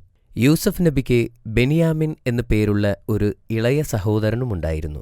യാക്കൂബ് നബിക്ക് ആകെ 12 മക്കളാണ് ഉണ്ടായിരുന്നത്. എങ്കിലും യാക്കൂബ് നബിക്ക് കൂടുതലിഷ്ടം യൂസഫ് നബിയോടും ബെനിയാമിനോടുമായിരുന്നു. അതുകാരണം മറ്റു സഹോദരങ്ങൾക്ക് യൂസഫ് നബിയോടും ബെനിയാമിനോടും അസൂയയുണ്ടായിരുന്നു. ഒരിക്കൽ യൂസഫ് നബി ഒരു സ്വപ്നം കണ്ടു. ആ സ്വപ്നത്തിൽ സൂര്യനും ചന്ദ്രനും കുറെ നക്ഷത്രങ്ങളും ഉണ്ടായിരുന്നു. അവയെല്ലാം യൂസഫ് നബിയെ താഴ്ന്നു വണങ്ങുന്നതായും യൂസഫ് നബി സ്വപ്നത്തിൽ കണ്ടു. കുട്ടിയായ യൂസഫ് നബിക്ക് ഇത് കണ്ട് വളരെ അത്ഭുതം തോന്നി. എന്നാൽ ഈ സ്വപ്നത്തിന്റെ അർത്ഥം എന്താണെന്ന് യൂസഫ് നബിക്ക് മനസ്സിലായില്ല. അതിനാൽ യാക്കൂബ് നബിയുടെ അടുക്കൽ ചെന്ന് യൂസഫ് നബി കണ്ട സ്വപ്നം വിശദീകരിച്ചു. ഉപ്പാ, ഞാൻ സ്വപ്നത്തിൽ സൂര്യനെയും ചന്ദ്രനെയും നക്ഷത്രങ്ങളെയുമൊക്കെ കണ്ടു. അവർ എന്റെ മുന്നിൽ താഴ്ന്നു വണങ്ങുന്നതായും കണ്ടു. യാക്കൂബ് നബിക്ക് യൂസഫ് നബി കണ്ട സ്വപ്നത്തിന്റെ അർത്ഥം വളരെ പെട്ടെന്ന് തന്നെ മനസ്സിലാക്കാൻ സാധിച്ചു. യാക്കൂബ് നബി വളരെയധികം സന്തോഷവാനായി. അദ്ദേഹം യൂസഫ് നബിയോട് പറഞ്ഞു, അല്ലാഹു നിന്നെ അനുഗ്രഹിച്ചിരിക്കുന്നു യൂസഫ്. ഈ സ്വപ്നത്തിന്റെ അർത്ഥം അല്ലാഹു നിനക്ക് അറിവ് നൽകുകയും നിന്നെ ഒരു പ്രവാചകനാക്കി മാറ്റുകയും ചെയ്യും എന്നാണ്. യാക്കൂബ് നബി വളരെ അറിവുള്ള പ്രവാചകനായിരുന്നു. യൂസഫ് നബി കണ്ട സ്വപ്നം സഹോദരങ്ങൾ അറിഞ്ഞാൽ അത് അവരിൽ യൂസഫ് നബിയോടുള്ള ശത്രുത കൂട്ടാൻ ഇടയാക്കും എന്ന് അദ്ദേഹം മനസ്സിലാക്കി. അദ്ദേഹം യൂസഫ് നബിയോട് ഈ സ്വപ്നത്തെപ്പറ്റി നിന്റെ സഹോദരങ്ങൾ ആരും അറിയരുത് എന്നുപദേശിച്ചു. പക്ഷേ നിഷ്കളങ്കനായ യൂസഫ് നബി സഹോദരങ്ങളോട് തന്റെ സ്വപ്നത്തെപ്പറ്റി പറഞ്ഞു. ഈ സംഭവം അറിഞ്ഞ് അവരുടെ ദേഷ്യം ഇരട്ടിയായി വർദ്ധിച്ചു. ഉപ്പ, നമ്മളെക്കാൾ യൂസഫിനെ ഇഷ്ടപ്പെടാനുള്ള കാരണം എന്താണെന്നാണ് എനിക്ക് മനസ്സിലാകാത്തത്. ഒരുപക്ഷെ അവൻ നല്ല സുന്ദരനായതുകൊണ്ടായിരിക്കും.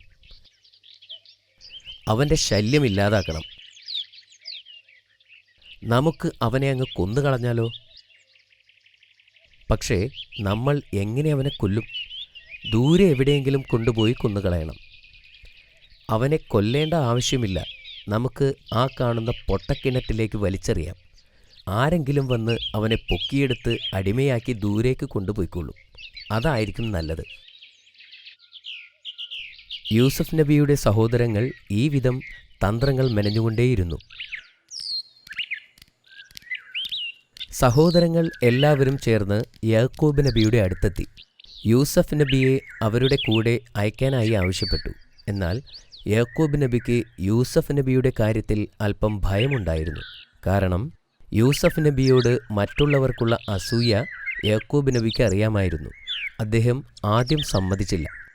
യൂസഫ് ഞങ്ങളുടെ പ്രിയപ്പെട്ട സഹോദരനല്ലേ, ഞങ്ങൾ അവനെ പൊന്നുപോലെ നോക്കില്ലേ, പിന്നെ എന്തിനാണ് ഭയപ്പെടുന്നത്? ഞാൻ പേടിക്കുന്നത് നിങ്ങൾ കളിക്കുന്ന സമയം വല്ല ചെന്നായയും പിടിച്ചു കൊണ്ടുപോയാലോ എന്നാണ്. യാക്കൂബ് നബി പറഞ്ഞു, അവനെ ഞങ്ങളുടെ കൂടെ അയക്കൂ, ഒരു പോറൽ പോലും പറ്റാതെ ഞങ്ങൾ നോക്കിക്കൊള്ളാം. ഞങ്ങൾ ഒന്നിച്ചുണ്ടാകുമ്പോൾ എന്ത് അപകടം സംഭവിക്കാനാണ്?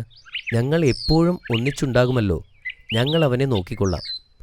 ഒരുപാട് നിർബന്ധിച്ചപ്പോൾ യാക്കൂബ് നബി യൂസഫ് നബിയെ പറഞ്ഞയക്കാൻ തയ്യാറായി.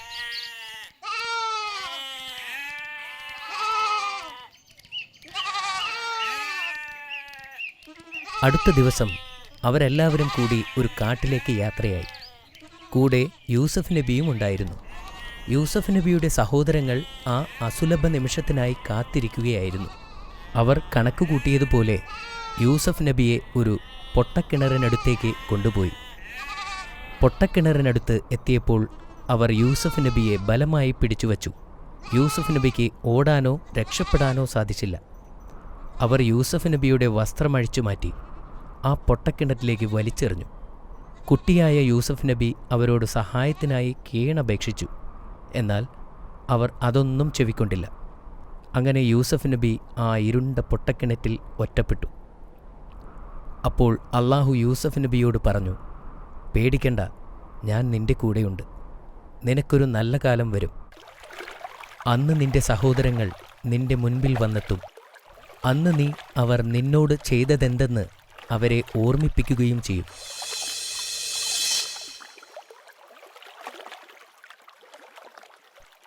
യൂസഫ് നബി കിണറിൻ്റെ അകത്ത് പാറക്കെട്ടുള്ള ഭാഗത്ത് സുരക്ഷിതമായി ഇരുന്നു.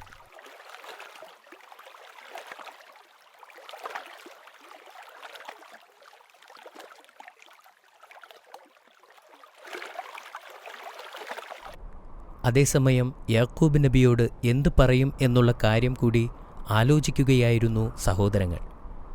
നമുക്ക് പറയാം, ഉപ്പ പേടിച്ചതുപോലെ അവനെ ഒരു ചെന്നായ പിടിച്ചു കൊണ്ടുപോയി എന്ന്.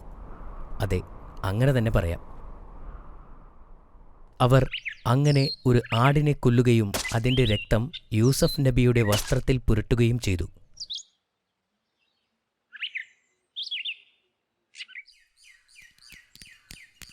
അവർ ഓടി യാക്കൂബ് നബിയുടെ അടുത്തെത്തി. ഉപ്പ, ഞങ്ങൾ യൂസഫിനെ ഞങ്ങളുടെ സാധനങ്ങൾ ഏൽപ്പിച്ച് കളിക്കാൻ പോയതായിരുന്നു. തിരിച്ചെത്തുമ്പോഴേക്കും അവനെ ഒരു ചെന്നായ കടിച്ചുകൊണ്ടുപോയി ഉപ്പ. അവർ ആ രക്തം പുരണ്ട വസ്ത്രം യാക്കൂബ് നബിയെ കാണിച്ചു. പക്ഷേ യാക്കൂബ് നബിക്ക് അവർ പറയുന്നത് കള്ളമാണെന്ന് മനസ്സിലായി.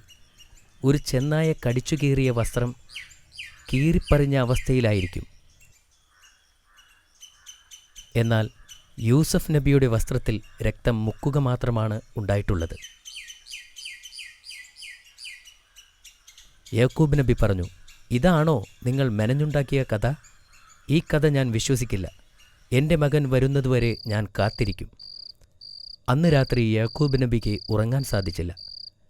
അതേപോലെ യൂസഫ് നബിക്കും വളരെ ഭയാനകമായ അനുഭവമാണ് ഉണ്ടായത്. പിതാവിനും മകനും ഒരുപോലെ അസ്വസ്ഥത അനുഭവിച്ച രാത്രിയായിരുന്നു അന്ന്. അടുത്ത ദിവസം ഈജിപ്തിലേക്ക് യാത്ര പോകുകയായിരുന്ന ഒരു കച്ചവട സംഘം ആ കിണറിനടുത്ത് എത്താനിടയായി. അവർ കൂട്ടത്തിൽ ഒരാളെ കിണറിനടുത്തേക്ക് വെള്ളമെടുക്കാൻ പറഞ്ഞയച്ചു. കിണറിലേക്ക് വീണ പാത്രം കണ്ടപ്പോൾ യൂസഫ് നബിക്ക് സന്തോഷമായി. അദ്ദേഹം ആ കയറിൽ മുറുകെ പിടിച്ചു. എന്നാൽ വെള്ളമെടുക്കാൻ വന്ന ആൾക്ക് അത് പൊക്കിയെടുക്കാൻ സാധിച്ചില്ല. എന്തോ നിധി തടഞ്ഞിട്ടുണ്ട് എന്ന് അത്ഭുതപ്പെട്ട് തൻ്റെ കൂടെയുള്ളവരെ എല്ലാം സഹായത്തിന് വിളിച്ചു.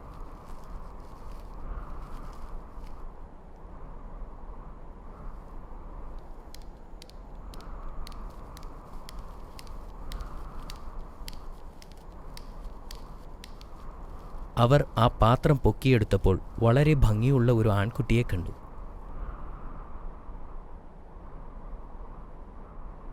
അവർ ഉടനെ ആലോചിച്ചു, ഈ സുമുഖനായ ബാലനെ ചന്തയിൽ കൊണ്ടുപോയി അടിമയാക്കി വിൽക്കാം.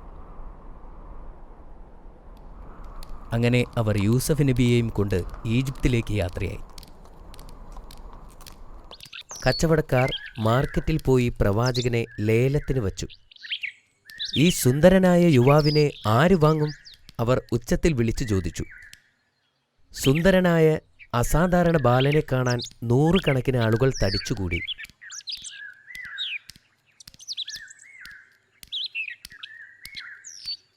ഈജിപ്തിലെ മുഖ്യമന്ത്രി അസീസ് ഏതാനും വെള്ളി നാണയങ്ങൾ നൽകി നബിയെ ലേലത്തിന് വാങ്ങിച്ചു. കൊട്ടാരത്തിലെത്തിയ ശേഷം നബിയുടെ ചങ്ങലകൾ നീക്കം ചെയ്യാൻ മുഖ്യമന്ത്രി ഭടന്മാരോട് ഉത്തരവിട്ടു. വിശ്വസ്തനായിരിക്കണമെന്നും ഒരിക്കലും നിന്നെ ദ്രോഹിക്കുകയില്ലെന്നും മുഖ്യമന്ത്രി നബിയോട് പറഞ്ഞു. അസീസ് തൻ്റെ ഭാര്യയോട് പറഞ്ഞു, ഇയാളെ ഇവിടെ താമസിപ്പിക്കുക. ഇയാളൊരു ബുദ്ധിയുള്ള യുവാവാണ്.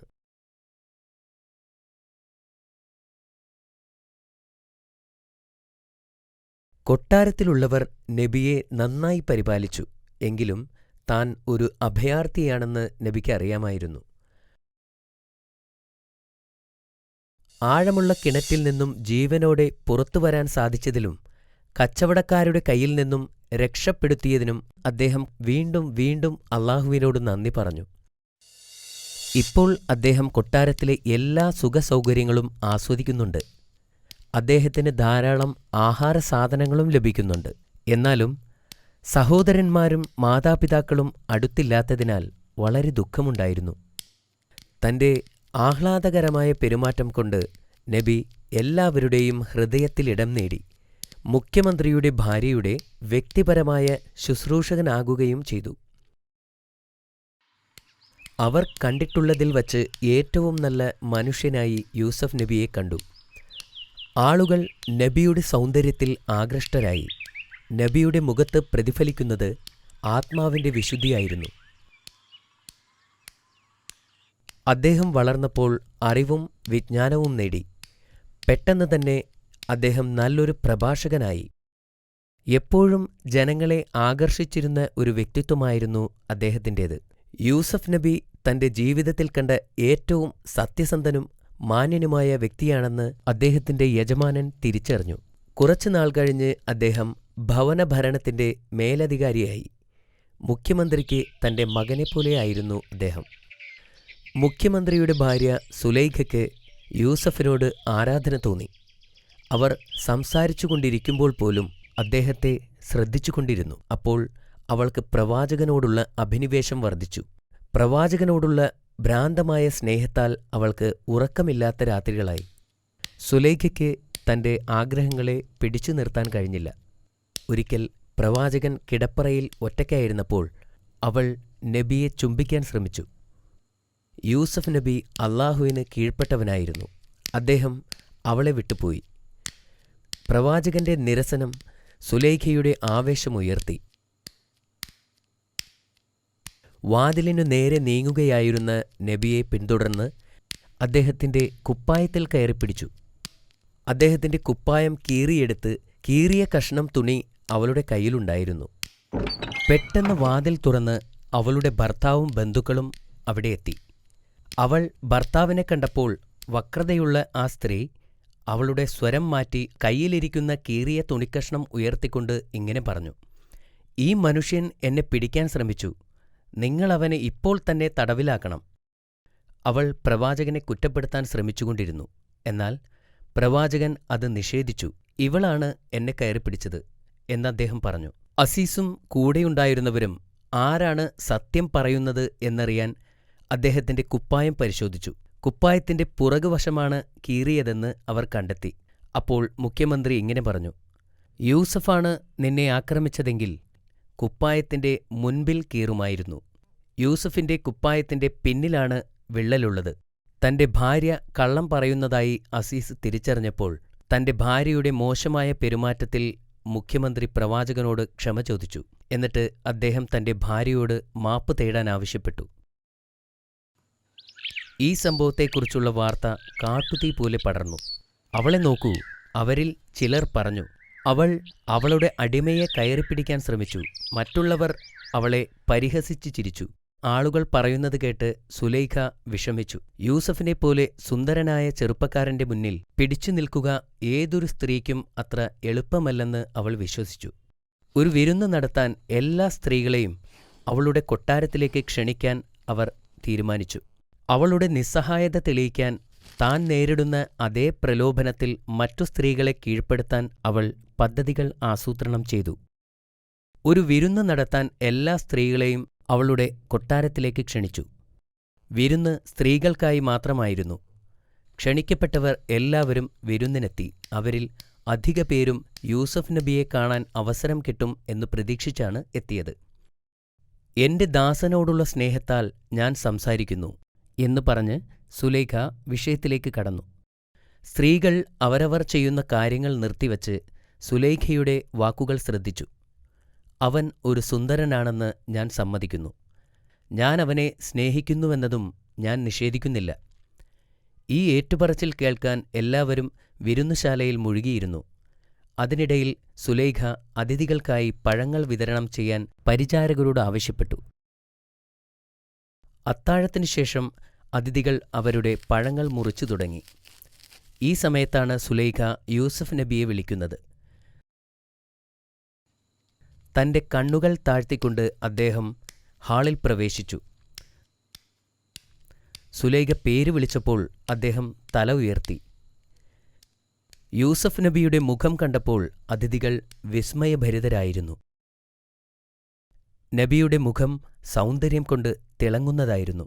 അത് നിഷ്കളങ്കതയെ പ്രതിഫലിപ്പിച്ചു. പഴങ്ങൾ മുറിക്കുകയായിരുന്ന അവർ ആശ്ചര്യപ്പെട്ടു. അവരുടെ കണ്ണുകൾ പ്രവാചകന്റെ മുഖത്തായിരുന്നു. പ്രവാചകനെ തന്നെ ശ്രദ്ധിച്ചിരുന്ന അവർ സ്വന്തം കൈകൾ മുറിക്കാൻ തുടങ്ങി. അവരുടെ കൈകളിൽ നിന്നും രക്തം ഒഴുകുന്ന കാര്യം ആരും ശ്രദ്ധിച്ചിരുന്നില്ല. അതിനുശേഷം സുലൈഖ എഴുന്നേറ്റ് നിന്ന് പറഞ്ഞു, നിങ്ങൾ നിങ്ങളുടെ കൈകളിലേക്ക് നോക്കുക. സ്ത്രീകൾ അവരുടെ കൈകളിൽ നോക്കി. അപ്പോഴാണ് കൈകളിൽ നിന്നും രക്തം ഒഴുകുന്നത് കണ്ടത്. അവർ ആ മുറിവുകൾ തങ്ങളുടെ തൂവാലകൾ കൊണ്ട് ചുറ്റിക്കെട്ടി. ഞാൻ അദ്ദേഹത്തെ കുറ്റപ്പെടുത്തുന്നില്ല, സുലൈഖ പറഞ്ഞു തുടങ്ങി. അദ്ദേഹത്തെ വശീകരിക്കാൻ ഞാൻ ശ്രമിച്ചതാണെന്ന് നിരസിക്കുന്നുമില്ല. നിങ്ങളും അവനെ കണ്ട് മതിമറന്നു. നിങ്ങളുടെ കൈകൾക്ക് സംഭവിച്ച കാര്യങ്ങൾ നോക്കുക. അദ്ദേഹം വീണ്ടും എന്റെ കൽപ്പന അനുസരിക്കാതിരുന്നാൽ ഞാൻ അദ്ദേഹത്തെ തടവിലാക്കും എന്നും അവൾ പറഞ്ഞു. പ്രവാചകൻ കുറ്റബോധമില്ലാതെ ശാന്തമായി മറുപടി പറഞ്ഞു, ജയിലിൽ പോകാൻ ഞാൻ ആഗ്രഹിക്കുന്നു. പ്രവാചകൻ കണ്ണുകൾ താഴ്ത്തിക്കൊണ്ട് മുറി വിട്ടുപോയി. ആ രാത്രിയിൽ സുലൈഖ തന്റെ ഭർത്താവിനെ ബോധ്യപ്പെടുത്തി. അവളുടെ മുഖം രക്ഷിക്കാനുള്ള ഒരേയൊരു വഴി പ്രവാചകനെ തടവിലാക്കുക എന്നതായിരുന്നു. മുഖ്യമന്ത്രി ഒരു മകനെപ്പോലെ പ്രവാചകനെ സ്നേഹിച്ചിരുന്നു. യൂസഫ് നിരപരാധിയാണെന്ന കാര്യം അദ്ദേഹത്തിന് അറിയാമായിരുന്നു. യൂസഫിനെപ്പോലെ വിശ്വസ്തനായ മറ്റൊരു മനുഷ്യനെ ഇതുവരെ കണ്ടുമുട്ടിയിട്ടുമില്ലായിരുന്നു. അസീസ് യൂസഫിനെ അറസ്റ്റ് ചെയ്യാനും ജയിലിലടയ്ക്കാനും ഉത്തരവിട്ടു. നിരപരാധിയായ ഒരു മനുഷ്യനെ ജയിലിലടയ്ക്കാൻ അദ്ദേഹത്തിന് അത്ര എളുപ്പമല്ലായിരുന്നു. എന്നിരുന്നാലും അയാൾക്ക് മറ്റൊരു മാർഗവുമില്ലായിരുന്നു. അപ്പോഴാണ് അദ്ദേഹത്തിന് മൂന്നാമത്തെ പരീക്ഷണം നേരിടേണ്ടി വന്നത്. പ്രവാചകൻ തന്റെ മൂന്നാമത്തെ പരീക്ഷണം നേരിടേണ്ടിയിരുന്നത് തടവറയിലായിരുന്നു. ഈ കാലഘട്ടത്തിലാണ് അല്ലാഹു അദ്ദേഹത്തിന് അസാധാരണമായ ഒരു സമ്മാനം നൽകിയത്. സ്വപ്നത്തെ വ്യാഖ്യാനിക്കാനുള്ള കഴിവായിരുന്നു അത്. നല്ല അറിവും കരുണാസമ്പന്നനുമായ ഒരു യുവാവാണ് യൂസഫ് എന്ന് ജയിലിലെ ആളുകൾക്ക് അറിയാമായിരുന്നു. അവർ അദ്ദേഹത്തെ സ്നേഹിക്കുകയും ബഹുമാനിക്കുകയും ചെയ്തു. അതേസമയം മറ്റു രണ്ടുപേർ ജയിലിലെത്തിച്ചേർന്നു. ഒരുവൻ രാജാവിന്റെ പാനപാത്രവാഹകനും മറ്റൊരാൾ അദ്ദേഹത്തിന്റെ പാചകക്കാരനുമായിരുന്നു. ആ രാത്രിയിൽ പുതുതായി വന്ന ആ രണ്ടു തടവുകാർ വിചിത്രമായ ഒരു സ്വപ്നം കണ്ടു. അവർ ഉണർന്നപ്പോൾ സ്വപ്നത്തിന്റെ അർത്ഥം മനസ്സിലാക്കാൻ കഴിയാതെ അവർ ആശയക്കുഴപ്പത്തിലായി. അടുത്ത ദിവസം അവർ പ്രവാചകനെ കണ്ടപ്പോൾ യൂസഫ് ഒരു സാധാരണ കുറ്റവാളിയല്ലെന്ന് അവർ തിരിച്ചറിഞ്ഞു. അവർ അദ്ദേഹത്തിന്റെ അടുത്തു ചെന്ന് അവരുടെ സ്വപ്നത്തെപ്പറ്റി പറഞ്ഞു. ഞാൻ വളരെ വിചിത്രമായ ഒരു സ്വപ്നം കണ്ടു. രാജാവിൻ്റെ പാചകക്കാരൻ പറഞ്ഞു, ഞാൻ എൻ്റെ തലയിൽ അപ്പവുമായി ഒരു സ്ഥലത്ത് നിൽക്കുകയായിരുന്നു. 2 പക്ഷികൾ എൻ്റെ തലയിലിരുന്ന് അപ്പം തിന്നുന്നുണ്ടായിരുന്നു. ഇത് കേട്ടപ്പോൾ പ്രവാചകൻ ആദ്യം അല്ലാഹുവിനെ വിളിച്ചു. അനന്തരം നബി സ്വപ്നത്തിൻ്റെ അർത്ഥം പറഞ്ഞു. പാചകക്കാരൻ മരിക്കുന്നതുവരെ അവൻ ക്രൂശിക്കപ്പെടുമെന്നായിരുന്നു സ്വപ്നം. പ്രവാചകൻ പാനപാത്രവാഹകനോട് തൻ്റെ സ്വപ്നത്തെപ്പറ്റി പറയാൻ ആവശ്യപ്പെട്ടു. ഞാൻ രാജാവിന് വീഞ്ഞു നൽകിക്കൊണ്ട് കൊട്ടാരത്തിൽ നിൽക്കുന്നതാണ് കണ്ടത്. പാനപാത്രവാഹകൻ പറഞ്ഞു. പ്രവാചകൻ കുറച്ചു സമയത്തേക്ക് പ്രാർത്ഥിച്ചു. എന്നിട്ട് അദ്ദേഹം ഉടനെ സ്വതന്ത്രനാക്കപ്പെടുമെന്നും രാജാവിൻ്റെ സേവകനായി തിരിച്ചു പോകുമെന്നും പറഞ്ഞു. തന്നെക്കുറിച്ച് രാജാവിനോട് സംസാരിക്കണമെന്നും യൂസഫ് എന്നു പേരുള്ള നിരപരാധിയായ ഒരു ആത്മാവ് തടവറയിലുണ്ടെന്ന കാര്യം രാജാവിനോട് പറയണമെന്നും പ്രവാചകൻ പാനപാത്രവാഹകനോട് ആവശ്യപ്പെട്ടു. പ്രവാചകൻ മുൻകൂട്ടി പ്രവചിച്ചതുപോലെ സംഭവിച്ചു. പാചകക്കാരൻ കുരിശിലേറ്റപ്പെടുകയും പാനപാത്രവാഹകൻ കൊട്ടാരത്തിലേക്ക് മടങ്ങുകയും ചെയ്തു. എന്നാൽ അയാൾ ജോലിയിൽ തിരിച്ചെത്തിയ ഉടൻ ശൈത്താൻ അയാൾക്ക് പ്രവാചകനെക്കുറിച്ച് മറവി നൽകി. അതിനാൽ യൂസഫ് നബിക്ക് കുറച്ചു വർഷക്കാലം കൂടി ജയിലിൽ കഴിയേണ്ടി വന്നു. കുറച്ചു വർഷങ്ങൾക്കു ശേഷം ഒരു രാത്രി രാജാവ് തൻ്റെ കൊട്ടാരത്തിൽ ഉറങ്ങുകയായിരുന്നു. ഉറക്കത്തിൽ രാജാവ് വിചിത്രമായ ഒരു സ്വപ്നം കണ്ടു. സ്വപ്നത്തിൽ രാജാവ് നൈൽ നദീതീരത്ത് നിൽക്കുകയായിരുന്നു. പെട്ടെന്ന് തന്നെ നദിയിലെ വെള്ളം കുറഞ്ഞു വരുന്നതായി കണ്ടു. അടിയിലെ ചെളി തെളിഞ്ഞു കാണാം. വെള്ളമില്ലാതെ മീനുകൾ രക്ഷപ്പെടാൻ വേണ്ടി ചാടുന്നു. തുടർന്ന് വെള്ളത്തിൽ നിന്നും 7 തടിച്ചു കൊഴുത്ത പശുക്കൾ ഉയർന്നു വരികയും അവയെ മെലിഞ്ഞുണങ്ങിയ 7 പശുക്കൾ പിന്തുടരുന്നതും അദ്ദേഹം കണ്ടു. മെലിഞ്ഞ പശുക്കൾ കൊഴുത്ത പശുക്കളെ വിഴുങ്ങാൻ തുടങ്ങി. രാജാവ് ഇത് കണ്ട് ഭയന്നു. അതിനുശേഷം നദീതീരത്ത് 7 പച്ചിലച്ചെടികൾ വളരുകയും പെട്ടെന്ന് അവ അപ്രത്യക്ഷമാവുകയും ചെയ്തു. പിന്നീട് അതിൻ്റെ സ്ഥാനത്ത് 7 ഉണങ്ങിയ ചെടികൾ വളർന്നു. രാജാവ് തൻ്റെ സ്വപ്നത്തിൽ നിന്നും ഞെട്ടിയുണർന്നു. സ്വപ്നത്തിൻ്റെ അർത്ഥം മനസ്സിലാക്കാൻ കഴിയാത്തതിനാൽ അയാൾക്ക് ഞെട്ടലും വിഭ്രാന്തിയുമുണ്ടായി. അടുത്ത ദിവസം രാജാവ് തൻ്റെ മന്ത്രിമാരെയും പുരോഹിതന്മാരെയും ഉപദേശകരെയും വിളിച്ചുകൂട്ടി തൻ്റെ സ്വപ്നത്തെപ്പറ്റി അവരോട് പറഞ്ഞു. ഇതൊരു വിചിത്രമായ കുഴപ്പിക്കുന്ന സ്വപ്നമാണ്. താങ്കൾ ഒരുപക്ഷേ കൂടുതൽ ഭക്ഷണം കഴിച്ചതുകൊണ്ടാവാം. പുരോഹിതന്മാർ പറഞ്ഞു. നിങ്ങൾ ഒരു പുതപ്പില്ലാതെ ഉറങ്ങിയതുകൊണ്ടാവാം. മന്ത്രി പറഞ്ഞു. ഇത് ഒരു ദുസ്വപ്നം മാത്രമാണെന്നും അതിനെക്കുറിച്ച് വിഷമിക്കേണ്ട കാര്യമില്ലെന്നും അവരെല്ലാവരും പറഞ്ഞു. ഈ വാർത്ത പാനപാത്രവാഹകനിലുമെത്തി. അദ്ദേഹം ജയിലിലടയ്ക്കപ്പെട്ടപ്പോൾ കണ്ട സ്വപ്നത്തെക്കുറിച്ച് ഓർത്തു. പെട്ടെന്ന് അദ്ദേഹത്തിന് യൂസഫ് നബിയെക്കുറിച്ച് ഓർമ്മ വന്നു. അദ്ദേഹം രാജാവിൻ്റെ അടുത്തേക്ക് ഓടിച്ചെന്ന് പ്രവാചകനെപ്പറ്റി പറഞ്ഞു. കാരാഗൃഹത്തിലായിരുന്നപ്പോൾ തൻ്റെ സ്വപ്നം വ്യാഖ്യാനിച്ച കാര്യം രാജാവിനോട് പറഞ്ഞു. യൂസഫ് നബി തൻ്റെ നിരപരാധിത്വത്തെക്കുറിച്ച് രാജാവിനോട് പറയാൻ ആവശ്യപ്പെട്ടിരുന്നു. എന്നാൽ ഞാനത് മറന്നുപോയി. ഉടനെ രാജാവ് അയാളെ പ്രവാചകനെ കാണാൻ പറഞ്ഞയച്ചു. പാനപാത്രവാഹകൻ പ്രവാചകനെ കണ്ടുമുട്ടി രാജാവിൻ്റെ സ്വപ്നത്തെക്കുറിച്ച് പറഞ്ഞു. പ്രവാചകൻ അല്ലാഹുവിനോട് പ്രാർത്ഥിക്കുകയും പിന്നീട് സ്വപ്നത്തിൻ്റെ അർത്ഥം വിശദീകരിക്കുകയും ചെയ്തു. രാജ്യത്ത് 7 വർഷം സമ്പന്നമായ വിളവെടുപ്പുണ്ടാകും. അദ്ദേഹം പറഞ്ഞു. മണ്ണിൽ നന്നായി കൃഷി ചെയ്താൽ നല്ല വിളവുണ്ടാകും. ആളുകൾക്ക് ധാരാളം ഭക്ഷണമുണ്ടാകും. ഇതിനെ തുടർന്ന് രാജ്യത്ത് 7 വർഷത്തെ വരൾച്ചയുണ്ടാകും. ആവശ്യത്തിന് ഭക്ഷണമുണ്ടാവില്ല. ഈജിപ്ത് മുഴുവൻ ദാരിദ്ര്യത്തിലാവും. യൂസഫ് നബിയെ ജയിൽ മോചിതനാക്കാനും തൻ്റെ മുൻപിൽ ഹാജരാക്കാനും രാജാവ് ആജ്ഞാപിച്ചു. രാജാവിൻ്റെ ദൂതന്മാർ ജയിലിലെത്തി പ്രവാചകനെ മോചിപ്പിച്ചു. എന്നാൽ ജയിലിൽ നിന്നിറങ്ങാൻ പ്രവാചകൻ തയ്യാറായില്ല. എൻ്റെ നിരപരാധിത്വം തെളിയിക്കുന്നതുവരെ ഞാൻ ഈ ജയിലിൽ നിന്നും പുറത്തിറങ്ങില്ല എന്ന് പ്രവാചകൻ അവരോട് പറഞ്ഞു. ദൂതൻ രാജാവിൻ്റെ അടുത്ത് മടങ്ങിവന്നു. യൂസഫ് എവിടെയാണ്? രാജാവ് ചോദിച്ചു. അദ്ദേഹത്തെ മോചിപ്പിക്കാൻ ഞാൻ കൽപ്പിച്ചതല്ലേ? തൻ്റെ നിരപരാധിത്വം സ്ഥാപിക്കുന്നതുവരെ യൂസഫ് നബി ജയിൽ വിടാൻ വിസമ്മതിച്ചു എന്ന് അവർ മറുപടി പറഞ്ഞു. തെറ്റ് ചെയ്യാതെയാണ് യൂസഫ് ജയിലിലടയ്ക്കപ്പെട്ടതെന്ന് രാജാവ് തിരിച്ചറിഞ്ഞു. ഉടൻ അദ്ദേഹം ഒരു അന്വേഷണത്തിന് ഉത്തരവിട്ടു. മുഖ്യമന്ത്രിയുടെ ഭാര്യ സുലൈഖയെ കോടതിയിൽ ഹാജരാക്കി. അന്നത്തെ ആർഭാട വിരുന്നിൽ പങ്കെടുത്ത മറ്റു മന്ത്രിമാരുടെ ഭാര്യമാരെയും. എന്താണ് യൂസഫിന്റെ കഥ? രാജാവ് ചോദിച്ചു. മുഖ്യമന്ത്രിയുടെ ഭാര്യയെ അദ്ദേഹം അപമാനിക്കാൻ ശ്രമിച്ചു എന്നത് സത്യമാണോ? അദ്ദേഹം ഒന്നും ചെയ്തിട്ടില്ല, ഒരു സ്ത്രീ പറഞ്ഞു. അദ്ദേഹം അവളെ ഉപദ്രവിച്ചിട്ടില്ല എന്ന് മറ്റൊരാൾ പറഞ്ഞു. അദ്ദേഹം മലക്കുകളെപ്പോലെ നിഷ്കളങ്കനാണ് എന്ന് മറ്റൊരു സ്ത്രീ പറഞ്ഞു. അപ്പോൾ എല്ലാവരുടെയും ശ്രദ്ധ സുലൈഖയിലേക്ക് തിരിഞ്ഞു. അവളുടെ മുഖത്ത് അപ്പോൾ ചുളിവുകൾ വീണിരുന്നു. ഞാൻ അവനെ പ്രലോഭിപ്പിച്ചു, എന്നാൽ അവൻ വിസമ്മതിച്ചു. അവൾ ധൈര്യത്തോടെ സമ്മതിച്ചു.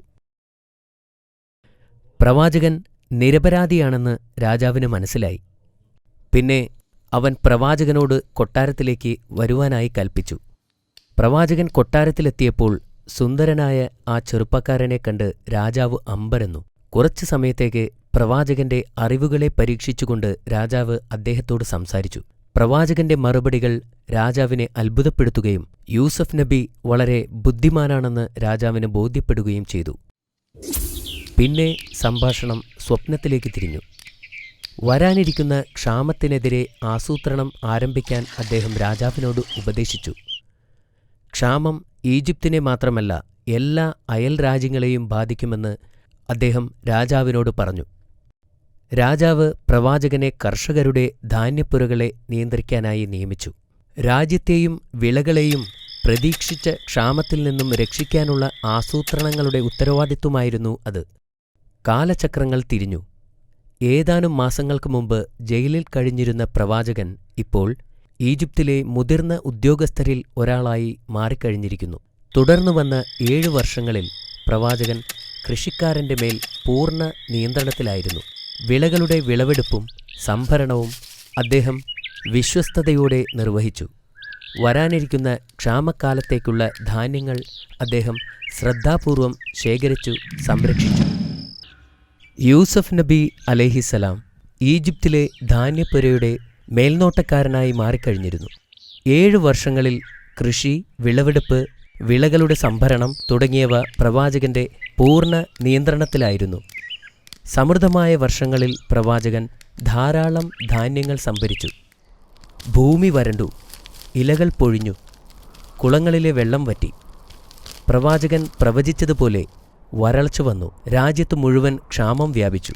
വെള്ളം എല്ലായിടത്തും വറ്റാൻ തുടങ്ങി. ഇലകൾ മഞ്ഞ നിറമായി. ആകാശത്തു നിന്നും ഒരു തുള്ളി മഴ പോലും ലഭിച്ചില്ല. ഈജിപ്തിൽ ആരും പട്ടിണി കിടന്നു മരിച്ചില്ല. കാരണം പ്രവാചകൻ വരാനിരിക്കുന്ന കഠിന നാളുകൾക്ക് വേണ്ടത്ര ധാന്യങ്ങൾ നേരത്തെ തന്നെ ശേഖരിച്ചിരുന്നു. യൂസഫ്, നിങ്ങൾ ചെയ്തത് ശരിയായിരുന്നു എന്ന് രാജാവ് പ്രവാചകനോട് പറഞ്ഞു. നിങ്ങൾ ഒരാൾ കാരണം മാത്രം ഞങ്ങളുടെ ജനങ്ങൾ കഷ്ടത അനുഭവിക്കുന്നില്ലല്ലോ. ഞങ്ങളുടെ അയൽവാസികൾ ഞങ്ങളുടെ സഹായം തേടുന്നു. ഞാൻ എന്താണ് പറയേണ്ടത്? രാജാവ് ചോദിച്ചു. അല്ലാഹു നമ്മെ രക്ഷിച്ചു, പ്രവാചകൻ പറഞ്ഞു. നമുക്ക് ധാരാളം ധാന്യങ്ങളുണ്ട്. ഇത് നമ്മുടെ അയൽക്കാരെ സഹായിക്കാനുള്ള സമയമാണെന്ന് ഞാൻ കരുതുന്നു. ഒരു ചെറിയ വിലയ്ക്ക് നമുക്ക് ധാന്യങ്ങൾ കൊടുക്കാം. നിരവധി ജീവൻ രക്ഷിക്കാനാകും. രാജാവ് പറഞ്ഞു, ഞാൻ നിങ്ങളോട് യോജിക്കുന്നു. അതിനുശേഷം ആവശ്യാനുസരണം ധാന്യങ്ങൾ വിതരണം ചെയ്യാൻ അദ്ദേഹം ഉത്തരവിട്ടു. കാനനിലും ക്ഷാമമുണ്ടായി. ഈജിപ്തിലെ ഭക്ഷ്യധാന്യങ്ങൾ വിതരണം ചെയ്യുന്ന വാർത്തയെക്കുറിച്ച് യാക്കൂബ് നബി കേട്ടിരുന്നു. ബെന്യാമിൻ ഒഴികെ തന്റെ മറ്റു പുത്രന്മാരെ ധാന്യം വാങ്ങുന്നതിനു വേണ്ടി ഈജിപ്തിലേക്ക് അയക്കാൻ അദ്ദേഹം തീരുമാനിച്ചു. സഹോദരന്മാർ ദിവസങ്ങളോളം സഞ്ചരിച്ച് ഒടുവിൽ ഈജിപ്തിലെത്തി. വിദൂരദേശത്തു നിന്ന് വന്ന 10 സഹോദരന്മാരെക്കുറിച്ച് യൂസഫ് നബി അലൈഹിസ്സലാം കേട്ടിരുന്നു. അവർ ധാന്യങ്ങൾ ശേഖരിക്കാൻ വന്നപ്പോൾ പ്രവാചകൻ അവരെ തിരിച്ചറിഞ്ഞു. പക്ഷേ സഹോദരങ്ങൾക്ക് അദ്ദേഹത്തിന് മനസ്സിലായില്ല. എങ്ങനെ മനസ്സിലാക്കാൻ സാധിക്കും? കാരണം വർഷങ്ങൾക്ക് മുമ്പ് അവരുടെ സഹോദരനെ കിണറ്റിലേക്ക് തള്ളിയിട്ടതാണല്ലോ.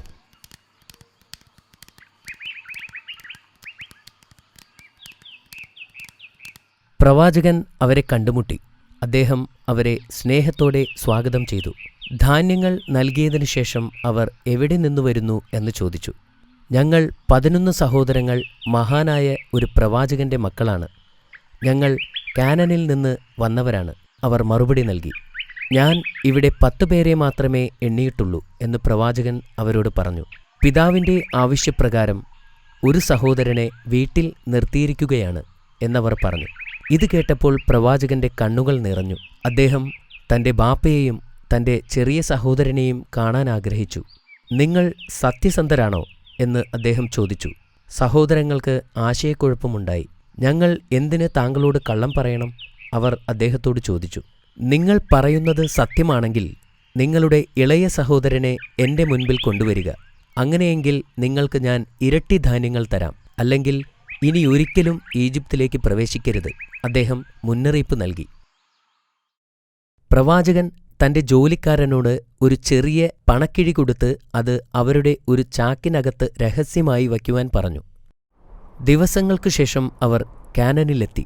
തങ്ങളുടെ പിതാവിനെ വന്ദിച്ചുകൊണ്ട് പറഞ്ഞു, ബെന്യാമിൻ ഞങ്ങളോടൊപ്പം വരാതിരുന്നതുകൊണ്ട് ഞങ്ങൾക്ക് ചില വസ്തുക്കൾ നിഷേധിച്ചു. ബെന്യാമിനെ ഞങ്ങളോടൊപ്പം വരാൻ അനുവദിക്കുകയാണെങ്കിൽ കൂടുതൽ ധാന്യങ്ങൾ നൽകാൻ തയ്യാറാണെന്ന് മേലധികാരി ഞങ്ങളോട് വാഗ്ദാനം ചെയ്തിരിക്കുന്നു. ഞങ്ങളുടെ കൂടെ അവനെ പറഞ്ഞയക്കുക. എന്നാൽ പ്രായം ചെന്ന പ്രവാചകൻ ദുഃഖത്തോടെ പറഞ്ഞു, ബെന്യാമിനെ നിങ്ങളോടൊപ്പം വിടാൻ അനുവദിക്കില്ല. ഞാൻ നിങ്ങളെ എങ്ങനെ വിശ്വസിക്കും? യൂസഫിനോട് ചെയ്തത് എന്താണെന്ന് നിങ്ങൾക്കറിയാമല്ലോ. പിന്നീട് ധാന്യം നിറച്ച ചാക്കുകൾ തുറന്നപ്പോൾ പണക്കിഴി കണ്ട് അവർ അത്ഭുതപ്പെട്ടു. പിതാവേ, ആ മഹാനായ ഉദ്യോഗസ്ഥൻ നമ്മുടെ പണം മടക്കി നൽകിയിരിക്കുന്നു. നമ്മുടെ സഹോദരനെ അവർ ദ്രോഹിക്കില്ല എന്നതിൻ്റെ തെളിവാണിത്. എന്നാൽ പ്രവാചകൻ വീണ്ടും നിരസിച്ചു. കുറച്ചു മാസങ്ങൾക്കു ശേഷം അവരുടെ ധാന്യങ്ങൾ തീർന്നു തുടങ്ങി. യാക്കൂബ് നബി തൻ്റെ മക്കളോട് വീണ്ടും ഈജിപ്തിലേക്ക് പോകാൻ ആവശ്യപ്പെട്ടു. ബെന്യാമിൻ ഇല്ലാതെ ഞങ്ങൾക്ക് അവിടെ പോകാൻ കഴിയില്ല എന്ന് ഒരു സഹോദരൻ പറഞ്ഞു. ഈജിപ്തിലെ ഉദ്യോഗസ്ഥൻ നൽകിയ മുന്നറിയിപ്പ് അവർ അദ്ദേഹത്തെ ഓർമ്മിപ്പിച്ചു. പ്രവാചകൻ അവസാനം സമ്മതിച്ചു. പക്ഷേ അവർ ബെന്യാമിനെ സുരക്ഷിതമായി തിരികെ കൊണ്ടുവരാമെന്ന് പ്രതിജ്ഞ ചെയ്തതിനു ശേഷം മാത്രമായിരുന്നു അത്. നിങ്ങൾ വാഗ്ദാനം ചെയ്തിട്ടുള്ളതിന് അല്ലാഹു സാക്ഷിയാണ്. അവർ പോകുന്നതിനു മുമ്പ് അദ്ദേഹം അവരെ ഓർമ്മിപ്പിച്ചു. പ്രവാചകൻ അവരെ അനുഗ്രഹിക്കുകയും അവരുടെ സംരക്ഷണത്തിനായി പ്രാർത്ഥിക്കുകയും ചെയ്തു. അവർ ദിവസങ്ങളോളം മരുഭൂമിയിലൂടെ സഞ്ചരിച്ചു. സഹോദരന്മാർ ബെന്യാമിനെ നന്നായി പരിപാലിച്ചു. അവർ ഈജിപ്തിലെത്തിയപ്പോൾ യൂസഫ് നബി അവരെ സ്നേഹത്തോടെ സ്വീകരിച്ചു. അദ്ദേഹം അവർക്ക് ഒരു വിരുന്നൊരുക്കി. അദ്ദേഹം അവർക്ക് ജോഡികളായി കസേരയിട്ടു. തൻ്റെ പ്രിയപ്പെട്ട സഹോദരനായ ബെന്യാമിൻ്റെ അടുത്ത് അദ്ദേഹം ഇരുന്നു. ബെന്യാമിൻ കരയുന്നത് അദ്ദേഹം കണ്ടു. നീ എന്തിനാണ് കരയുന്നത്? അദ്ദേഹം തൻ്റെ ഇളയ സഹോദരനോട് ചോദിച്ചു. എൻ്റെ സഹോദരൻ യൂസഫ് ഇവിടെ ഉണ്ടായിരുന്നെങ്കിൽ ഞാൻ അദ്ദേഹത്തിൻ്റെ അടുത്തു തന്നെ ഇരിക്കുമായിരുന്നു എന്ന് ബെന്യാമിൻ പറഞ്ഞു. ആ രാത്രി പ്രവാചകനും ബെന്യാമിനും ഒറ്റയ്ക്കായിരുന്നു. ആ സമയത്ത് പ്രവാചകൻ തൻ്റെ സഹോദരനോട് ചോദിച്ചു, നിനക്ക് എന്നെ നിന്റെ സഹോദരനെപ്പോലെ കാണാൻ കഴിയുമോ? ബെന്യാമിൻ ബഹുമാനപൂർവ്വം മറുപടി പറഞ്ഞു, ഒരിക്കലും തൻ്റെ സഹോദരൻ്റെ സ്ഥാനത്ത് കാണാൻ കഴിയില്ല. ഇത് കേട്ട് പ്രവാചകൻ തകർന്നുപോയി. ബെന്യാമിൻ, ഞാൻ നിങ്ങളുടെ നഷ്ടപ്പെട്ട സഹോദരനാണ്. വർഷങ്ങൾ കഴിഞ്ഞ് വിധി നമ്മെ ഒന്നിപ്പിച്ചിരിക്കുകയാണ്. ബെന്യാമിന് ഇത് കേട്ടപ്പോൾ ഭയങ്കര സന്തോഷമായി. ഞാൻ പറയുന്നത് ശ്രദ്ധിക്കുക. സമയമാകുന്നതുവരെ ഇത് രഹസ്യമായി സൂക്ഷിക്കണം, പ്രവാചകൻ പറഞ്ഞു. ബെന്യാമിൻ സമ്മതിച്ചു. അവൻ പ്രവാചകനെ കെട്ടിപ്പിടിച്ചു. സന്തോഷം കൊണ്ട് കണ്ണു നിറയുകയും ചെയ്തു. അടുത്ത ദിവസം സഹോദരന്മാർ ധാന്യച്ചാക്കുകൾ കയറ്റിക്കൊണ്ടിരിക്കുന്ന സമയത്ത് യൂസഫ് നബി തൻ്റെ ജോലിക്കാരനോട് ബെന്യാമിൻ്റെ ചാക്കിനകത്ത് സ്വർണത്തിൻ്റെ അളവ് പാത്രം രഹസ്യമായി വയ്ക്കാൻ ആവശ്യപ്പെട്ടു. സഹോദരന്മാർ പുറത്തേക്ക് പോകാനൊരുങ്ങിയപ്പോൾ പടയാളികൾ ഓടിവന്നു. സഹോദരന്മാരെ, അവിടെ നിൽക്കൂ, നിങ്ങൾ മോഷ്ടാക്കളാണ്, പടയാളികൾ ആക്രോശിച്ചു. ചുറ്റുമുള്ള ജനങ്ങൾ ഇത് കേട്ടു. അവർ സഹോദരന്മാർക്ക് ചുറ്റും കൂടി. ആശയക്കുഴപ്പത്തിലായ സഹോദരന്മാർ ചോദിച്ചു, എന്താണ് നിങ്ങൾക്ക് നഷ്ടപ്പെട്ടത്? രാജാവിൻ്റെ സ്വർണ്ണക്കപ്പ് എന്ന് സൈനികൻ പറഞ്ഞു. ഞങ്ങൾ ഇവിടെ മോഷ്ടിക്കാൻ വന്നതല്ല എന്ന് മറ്റൊരു സഹോദരൻ പറഞ്ഞു. സഹോദരങ്ങളെ ചോദ്യം ചെയ്യാൻ പ്രവാചകൻ ഒരു സൈനികനോട് നിർദ്ദേശിച്ചു. മോഷണത്തിന് എന്ത് ശിക്ഷയാണ് നിങ്ങൾ നൽകുന്നത്? ഞങ്ങളുടെ നിയമമനുസരിച്ച് മോഷ്ടിച്ച ആൾ വസ്തുവകകളുടെ ഉടമയ്ക്ക് അടിമയായി തീരും. ഒരു സഹോദരൻ പറഞ്ഞു, ഈജിപ്തിലെ നിയമത്തിനു പകരം ഞങ്ങൾ നിങ്ങളുടെ നിയമം നടപ്പാക്കാൻ പോകുന്നു. ഒരു സൈനികൻ പറഞ്ഞു. അവർ അവരുടെ ചാക്കുകൾ ഓരോന്നായി തിരയാൻ തുടങ്ങി. ബെന്യാമിൻ്റെ ചാക്കെത്തിയപ്പോൾ അവർ അതിൽ നിന്നും സ്വർണ്ണക്കപ്പ് പുറത്തെടുത്തു. സഹോദരങ്ങൾ ഞെട്ടി. അവർ പിതാവിനെക്കുറിച്ചും പിതാവിന് നൽകിയ പ്രതിജ്ഞയെക്കുറിച്ചും ഓർത്തു. അവർ ദയയ്ക്കുവേണ്ടി പ്രവാചകനോട് യാചിക്കാൻ തുടങ്ങി. അവന് പകരം ഞങ്ങളിൽ ഒരാളിനെ കൊണ്ടുപോവുക അവർ അപേക്ഷിച്ചു. പ്രവാചകൻ ശാന്തമായി മറുപടി പറഞ്ഞു, രാജകീയ പാത്രം മോഷ്ടിച്ചതറിഞ്ഞിട്ട് എനിക്കെങ്ങനെ അവനെ വെറുതെ വിടാൻ കഴിയും? അത് പാപമാണ്. സഹോദരന്മാരിൽ മൂത്തവനായ ജൂദ ദുഃഖത്തോടുകൂടി പറഞ്ഞു, ബെന്യാമിനെ തിരികെ കൊണ്ടുവരുമെന്ന് പിതാവിന് ഞങ്ങൾ വാഗ്ദാനം ചെയ്തിട്ടുണ്ട്. എന്റെ പിതാവ് എന്നെ അനുവദിക്കുന്നതുവരെ, അല്ലെങ്കിൽ ബെന്യാമിനെ സ്വതന്ത്രനാക്കുന്നതുവരെ ഞാൻ ഇവിടം വിട്ടു പോവുകയില്ല.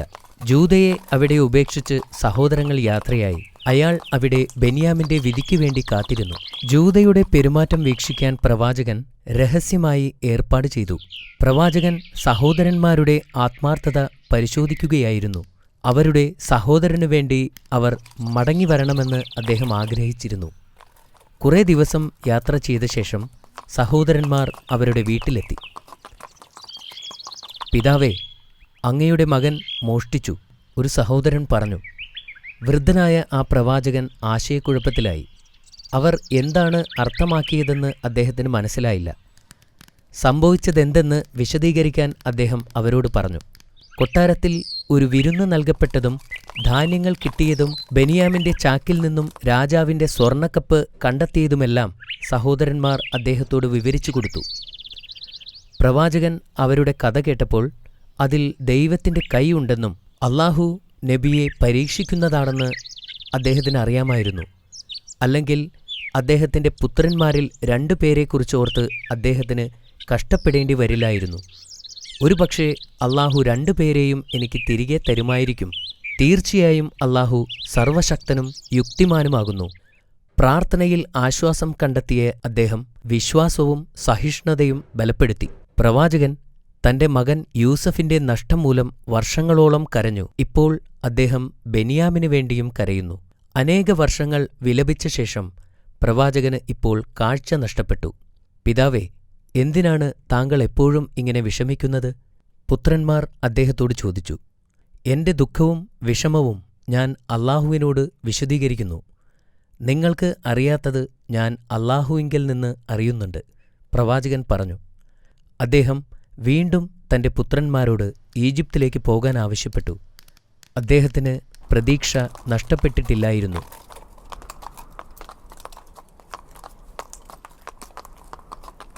സഹോദരന്മാർ 3-ാം തവണയും ഈജിപ്തിലേക്ക് പോയി. അവർ ഈജിപ്തിലെത്തി ജൂദയെയും കൂട്ടി യൂസഫ് നബിയുടെ അടുത്തേക്ക് പോയി. സ്വന്തം സഹോദരന്മാരുടെ ദുഃഖങ്ങൾ അധികനേരം കേട്ടുനിൽക്കാൻ അദ്ദേഹത്തിന് കഴിഞ്ഞില്ല. അദ്ദേഹം ചിന്തിച്ചു, എത്രനാൾ എനിക്ക് ആ സത്യം മറച്ചുപിടിക്കാനാവും? എന്റെ പിതാവിനെ കാണാതെ എത്രനാൾ എനിക്ക് കഴിയാനാവും? അദ്ദേഹം അവരോട് ചോദിച്ചു, നിങ്ങളുടെ അറിവില്ലായ്മ കൊണ്ട് യൂസഫിനോടും അവന്റെ സഹോദരനോടും നിങ്ങൾ ചെയ്തതെന്താണെന്ന് നിങ്ങൾക്കറിയുമോ? തങ്ങൾക്കും യൂസഫ് നബിക്കും മാത്രം അറിയാവുന്ന രഹസ്യമാണതെന്ന് സഹോദരന്മാർക്ക് അറിയാമായിരുന്നു. അവർ ചോദിച്ചു, താങ്കൾ ഞങ്ങളുടെ സഹോദരൻ യൂസഫാണോ? അതെ, ഞാൻ യൂസഫാകുന്നു.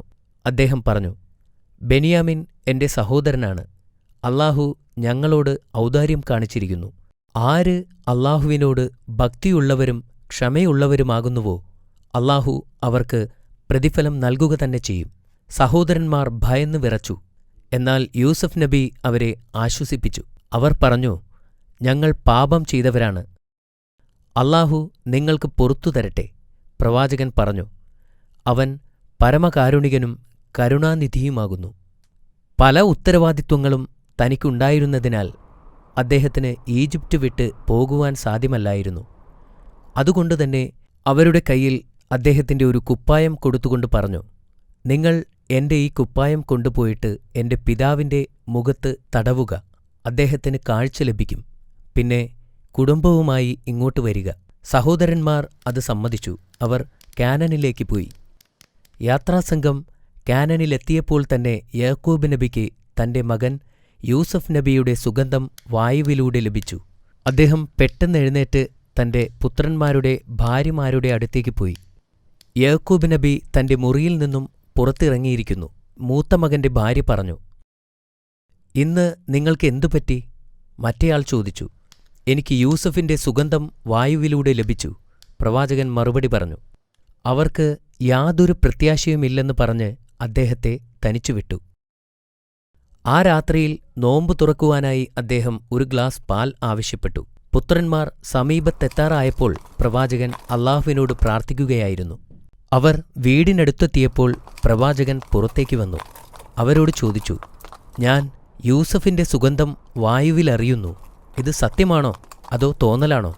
അങ്ങ് തീർച്ചയായും തെറ്റിദ്ധരിക്കപ്പെട്ടിരിക്കുന്നു" എന്ന് ഭാര്യമാരിൽ ഒരാൾ പറഞ്ഞു. പക്ഷെ പ്രവാചകൻ പറഞ്ഞത് സത്യമായിരുന്നു. അനന്തരം ആ സന്തോഷവാർത്തയുമായി അവരെത്തി. അവർ ആ കുപ്പായം അദ്ദേഹത്തിന്റെ മുഖത്ത് വച്ചു കൊടുത്തു. അത്ഭുതം! കുപ്പായം മുഖത്ത് വച്ച ഉടനെ തന്നെ യാക്കോബ് നബിക്ക് കാഴ്ച തിരിച്ചു കിട്ടി. സഹോദരന്മാർ അവരുടെ തെറ്റുകൾ തിരിച്ചറിഞ്ഞു. "ഞങ്ങൾ പാപങ്ങൾ ചെയ്തുപോയി. ഞങ്ങളുടെ പ്രവൃത്തിയിൽ ഞങ്ങൾ ക്ഷമ ചോദിക്കുന്നു." അവർ പ്രവാചകനോട് പറഞ്ഞു, "ഞാൻ നിങ്ങൾക്ക് വേണ്ടി അല്ലാഹുവിനോട് മാപ്പപേക്ഷിക്കാം. അവൻ ഏറെ പൊറുക്കുന്നവനും പരമകാരുണ്യവാനുമാണ്." തുടർന്ന് പ്രവാചകൻ തന്റെ മകനെ കാണാനായി ഈജിപ്തിലേക്ക് പോയി. യൂസഫ് നബി അദ്ദേഹത്തെ സന്തോഷത്തോടെ സ്വീകരിച്ചു. പിന്നെ യൂസഫ് നബി തന്റെ പിതാവിനെ സിംഹാസനത്തിലിരുത്തി. പ്രവാചകന്റെ സന്തോഷത്തിന് അതിരില്ലായിരുന്നു. അദ്ദേഹത്തിന്റെ പിതാവും സഹോദരന്മാരും യൂസഫ് നബിയുടെ മുമ്പിൽ പ്രണാമം ചെയ്തു. യൂസഫ് നബി പറഞ്ഞു, "ഇതായിരുന്നു ഞാൻ ചെറുപ്പമായിരുന്നപ്പോൾ കണ്ട സ്വപ്നം. 11 നക്ഷത്രങ്ങളും സൂര്യനും ചന്ദ്രനും എനിക്കു മുൻപിൽ സാഷ്ടാംഗം പ്രണമിക്കുന്നു. എന്റെ നാഥൻ അത് എനിക്ക് യാഥാർത്ഥ്യമാക്കി തന്നിരിക്കുന്നു." പിന്നീട് പ്രവാചകൻ തന്റെ കുടുംബത്തെ ഈജിപ്തിൽ താമസിപ്പിക്കുന്നതിനു വേണ്ടി രാജാവിനെ കണ്ട് അനുവാദം ചോദിച്ചു. രാജാവിന് വലിയ സന്തോഷമായി. കാരണം പ്രവാചകൻ ആ രാജ്യത്തിന് വലിയൊരു മുതൽക്കൂട്ടായിരുന്നു. മഹത്തായ ശക്തിയും ഉത്തരവാദിത്വവും പ്രവാചകനെ അല്ലാഹുവിൽ നിന്നും വ്യതിചലിപ്പിച്ചില്ല. അദ്ദേഹം എല്ലായ്പ്പോഴും അല്ലാഹുവിനെ ഓർക്കുകയും ആരാധിക്കുകയും ചെയ്തു. അദ്ദേഹം ഒരു രാജാവിനെപ്പോലെ ജീവിക്കാൻ ആഗ്രഹിച്ചിരുന്നില്ല. അദ്ദേഹം അല്ലാഹുവിന്റെ അടിമയായി നീതിമാന്മാർക്കിടയിൽ ജീവിക്കാനാണ് ആഗ്രഹിച്ചിരുന്നത്. യൂസഫ് നബി തന്റെ മരണസമയത്ത് തന്റെ പൂർവികന്മാർക്കൊപ്പം അടക്കം ചെയ്യാനായി തന്റെ സഹോദരന്മാരോട് ആവശ്യപ്പെട്ടു. അങ്ങനെ അദ്ദേഹം വഫാത്തായപ്പോൾ ഈജിപ്തിൽ നിന്ന് എടുക്കപ്പെടുന്നതിന് അനുയോജ്യമായ സമയം വരെ അദ്ദേഹത്തിന്റെ ശരീരം സൂക്ഷിച്ചുവച്ചു. അദ്ദേഹം 140 വയസ്സിൽ വഫാത്തായെന്ന് പറയപ്പെടുന്നു.